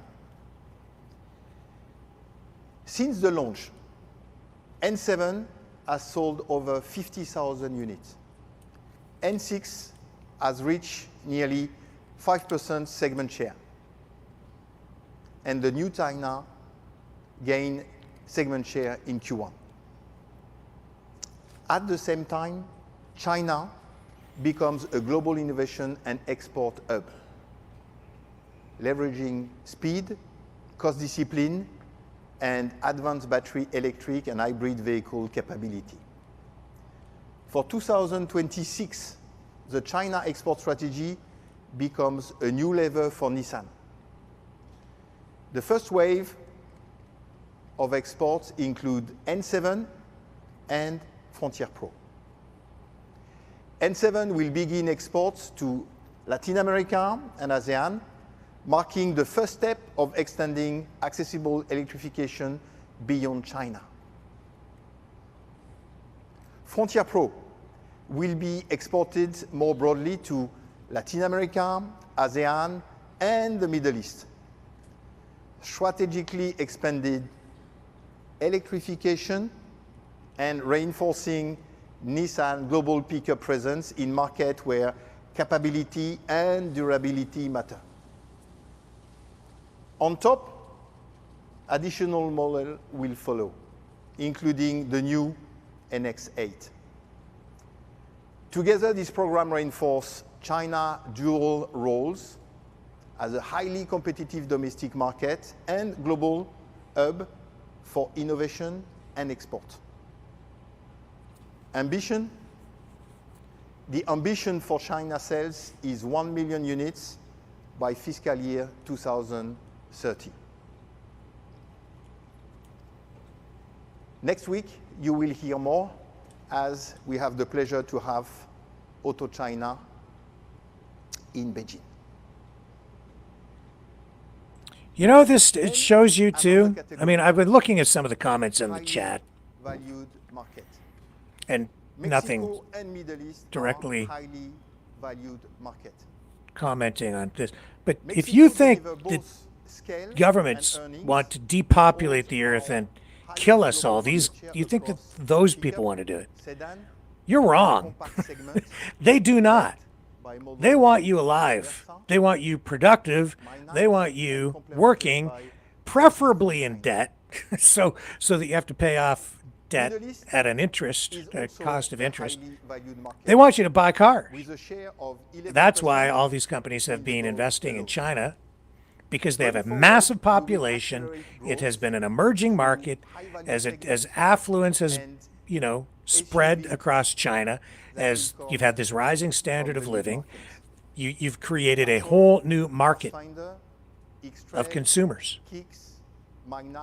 Now you have all of these big auto companies investing. They have been investing in China, and that includes companies like Nissan, General Motors, Stellantis, which owns Chrysler, Jeep, those brands. That's why this whole, all these concerns about Chinese cars coming to Canada are somewhat misguided. For instance, everybody keeps talking about the Brampton plant in Canada, which is owned by Stellantis, and them moving production out of there, at least for the time being, into the United States. And so there's some talk about Leap Motor, which is a Chinese brand of company, maybe bringing cars in at some point and assembling or partially assembling, reassembling these vehicles at the Brampton facility, bringing jobs back to that facility. Why is that? It's because Stellantis, which is Chrysler, owns a big chunk of Leap Motor, which is a Chinese company. They don't own the controlling shares in it, but they own, I think it's about 20 or 30% of it, recently acquired. And so they are looking at diversification, and Stellantis owns a whole bunch of different brands. European manufacturing, U.S. manufacturing. They've been, tied into Canada in a big way for a long time. And the Brampton plant, which goes all the way back to the days of American Motors, those days. That plant has been around a long time. It's actually old. It's aging. The question really that people need to be asking about that plant is, can it actually have a place in the future? Is it large enough? Will it have the economies of scale? Can they equip it in a way that will make it efficient enough that products can be produced in there cost competitively? Because we're up against this internationally, regardless of the tariffs. And if we just focus on that one market, the United States, I think that it is in even the medium run, maybe even the short run, misguided. Because what Trump is doing is he's using these tariffs to protect non-competitive factories, non-competitive brands and companies, non-competitive factories in the United States. That's largely why tariffs are used. When you can't compete, government gets involved and they rig the system with tariffs. Most often that's why they're used. But it's short-sighted, and that's all that they're focused on.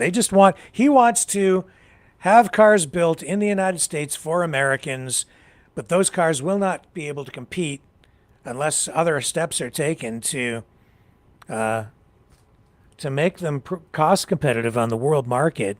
You're not going to be exporting those vehicles to other countries because China and these other brands, even European brands, I think, as they ramp up production over there and go with gigafactories and larger facilities, they're focused on supplying the world, not just their own country.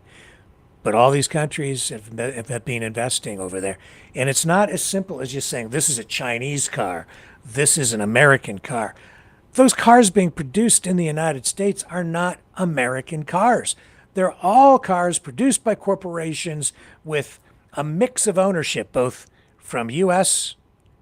investors, shareholders, and international companies with headquarters in other countries, like Nissan, headquartered over in Japan, Yokohama. Stellantis has operations globally. Nissan, it's unfortunate, but we don't have any of their production facilities up here in Canada. And you can go all the way back to, the 80s, the 90s, as the United States took steps to bring more investment into the market. And you had some of these factories in those decades set up in the southern U.S. in places like Tennessee. And that's when brands like Nissan invested more in the North American market. But Canada wasn't successful in securing those investments. Mexico, being more successful in recent years in bringing those jobs into that market. So we need to get focused on the future, whatever it's going to be, not anchor ourselves in the past, because time marches on, whether we like it or not. Things evolve, markets evolve, and we have to be aware of all of that. And if you're not going to move and change with the technology, move and change with the times, then we will be left behind, and we will not have jobs. And Canada cannot stand alone. We need to trade with other nations, and it's the right approach to look at other markets beyond the United States, whether Donald Trump likes it or not. He just wants to rig the system so that they get all the advantages. We have none. He can control us. And that's why it's not okay for Carney or any Canadian leader to go over or any Canadian company to go over and talk to the Chinese about any kind of trade deal on anything. We're not supposed to talk to the Chinese. And yet he has an upcoming trade mission himself, where he is going to be going to China. He's going to meet with Xi Jinping. They're going to talk about all things trade-related and tariffs. So he's looking for a deal with China, but we're not allowed to trade with them. It is hypocritical. It's a bunch of bunk. It's BS. And we have to be careful how we handle it diplomatically and politically, but at the end of the day, you can't look at these things as black and white, and it's not that simple. Because these companies are not just American car companies anymore. Maybe Donald Trump has it in his head, but I don't think so. I think he's just playing dumb. And he thinks you're dumb because he keeps lying to you, lying to all of us, and laughing at us because he thinks we can't figure it out. But it's all coming out. We can see what's going on. Let's check back in here and see if we have any new developments on these by-elections. Well, we now know that Liberals have secured a majority, a technical majority. Let me just check the numbers and see if that has changed. We're very close, I think, in being able to call Scarborough Southwest for the Liberals, because the candidate there, Liberal candidate Dolly Begum, is dominating with 69% of the cast votes counted so far, all but assuring her of victory, with now close to 50% of the polls in. Still close, but you get that far in, it's pretty hard to catch a leader with those kinds of numbers. And in University Rosedale, Dr. Danielle Martin, representing the Liberals, has been elected. 63.2% of the vote at 52% of polls reporting. So the victory there pushes that Liberal government to 172 seats, which was what they needed for a majority in the House of Commons. But it is a technical majority, so if they get hamstrung, if they're left dangling there with in a lock, then the Speaker casts the deciding vote. One more seat, though, and Liberals will have a clear majority and no longer just a technical majority. And it's a tight race in Terrebonne, Quebec, with Liberal Tatiana Augusta leading narrowly with 48.2% over Bloc Québécois candidate Natalie Sinclair de Gagné at 47.2%.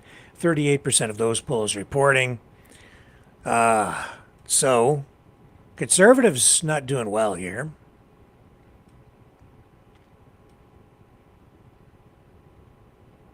And even the Bloc now kind of falling behind. So, I think it's almost safe to say that Carney's going to come away with at least 2 of these seats tonight. 2 of these ridings. The Liberals, maybe all 3.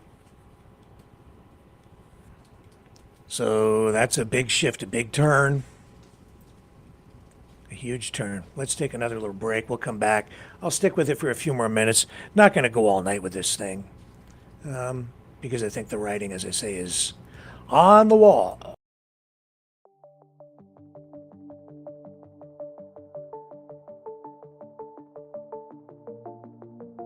Greetings, brave Mavericks. Our quest for truth continues. We go beyond fake news. Together we expose propaganda. Together we pull others out of rabbit holes. We are maverick thinkers. We are all unique individuals. Defenders of individual rights and freedoms. Credible. Trusted. Grounded in reality. Maverick News. Maverick News. Defending free speech. Free speech. Donate at freedomreporters.com. Do it now. Tomorrow may be too late. Maverick News. The world is watching.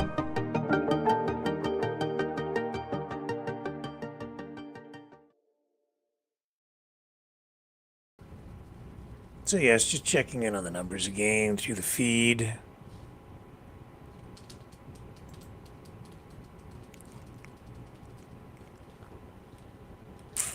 Anything new? No, still just a big lead. 69.8% of the vote with 53% of the polls reporting in Scarborough Southwest.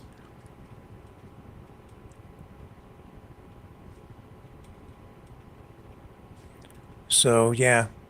Very narrow majority for the Liberals now. They get one more seat and they'll be in a much better position. That means essentially that they'll be able to push through pretty much any of the legislation they want, because they won't have to make deals or concessions with any of the other parties in order to attract any votes from the other side of the House in order to get legislation passed. I mean, that in itself tells you that all this all this emotion surrounding the floor crossers is somewhat misplaced, because even without the floor crossing, in a minority government situation, the ruling, or the government itself in a minority position, has to get at least some of the MPs from some of the other parties to vote with them on pieces of legislation in order to get anything passed. And so deals have to be made, even without floor crossings. That's the way our system of government works. And each individual member of parliament represents their riding, their constituents, but then, of course, as part of the party, they tend to vote, and they're expected to vote, and they're whipped into voting in line with the party most of the time, almost all the time, actually. So I understand the arguments on both sides, but the floor crossing thing it's nothing new. It's been going on always through this system of government, both here and in other countries that use the same system of government. So as we get to the bottom of the hour here now, I'll dip in and just check one more time.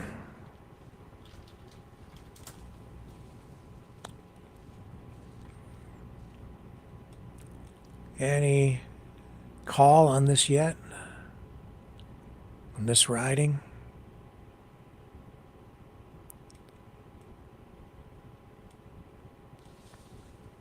Yeah, so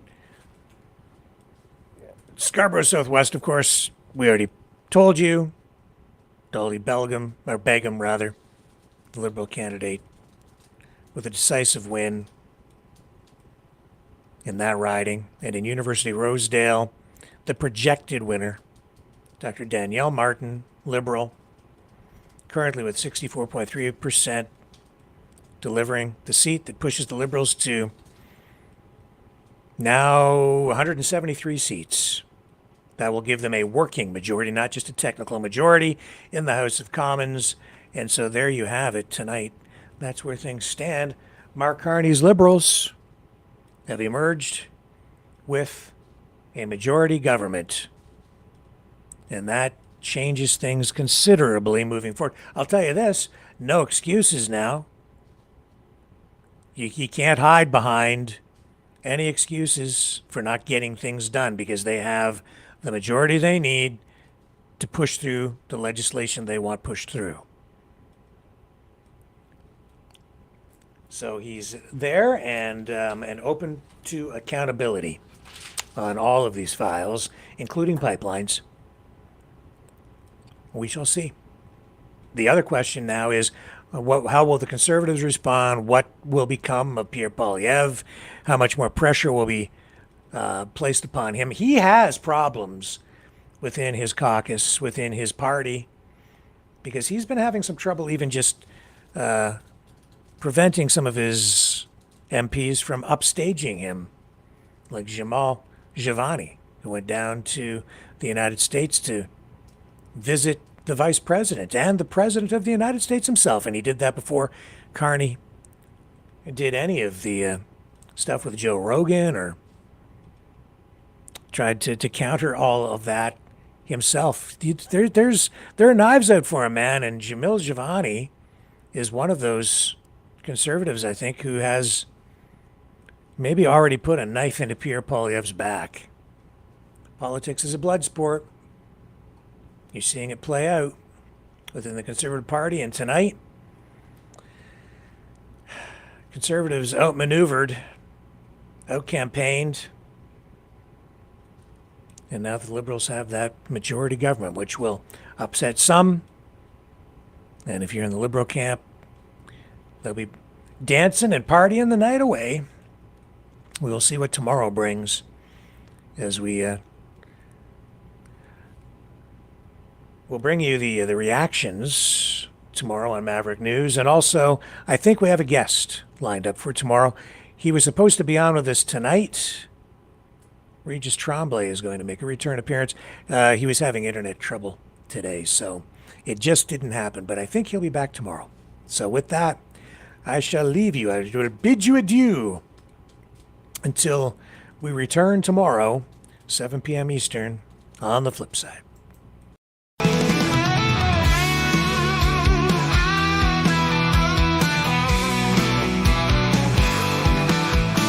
I heard old Cosmo howling last night up on the hill where the moon shines so bright.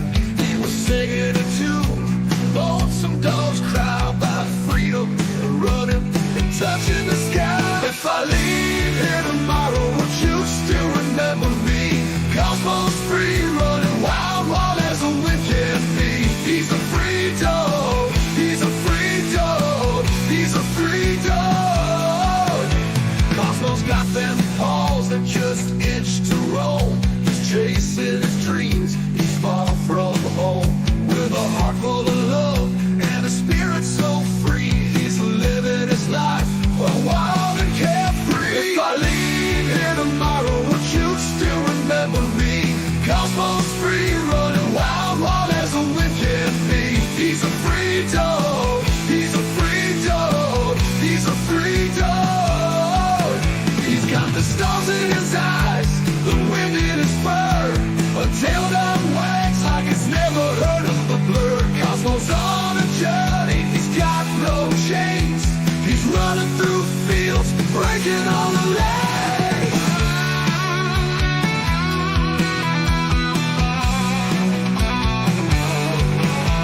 Now the night's getting cold and the sky's turning gray, but Cosmo's still out there, he's miles away. He's not looking back, he's got his path to tread.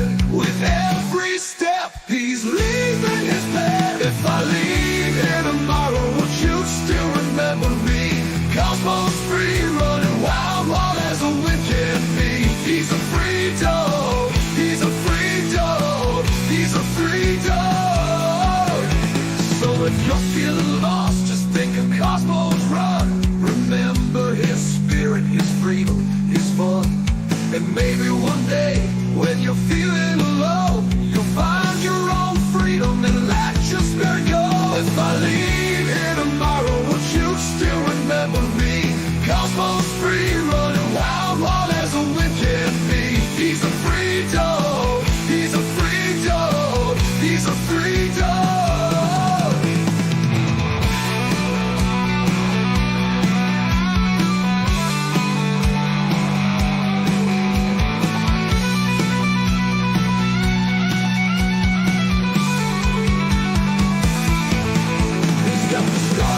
Eyes, the wind in his fur, a tail that wags like it's never heard of a blur. A heart full of love and a spirit so free.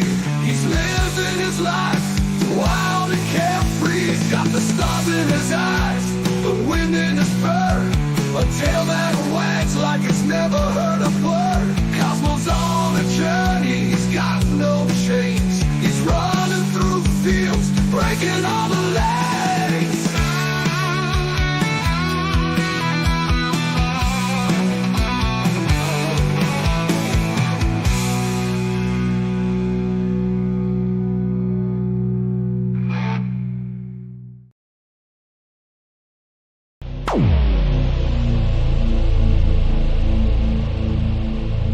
This has been a Maverick Multimedia production.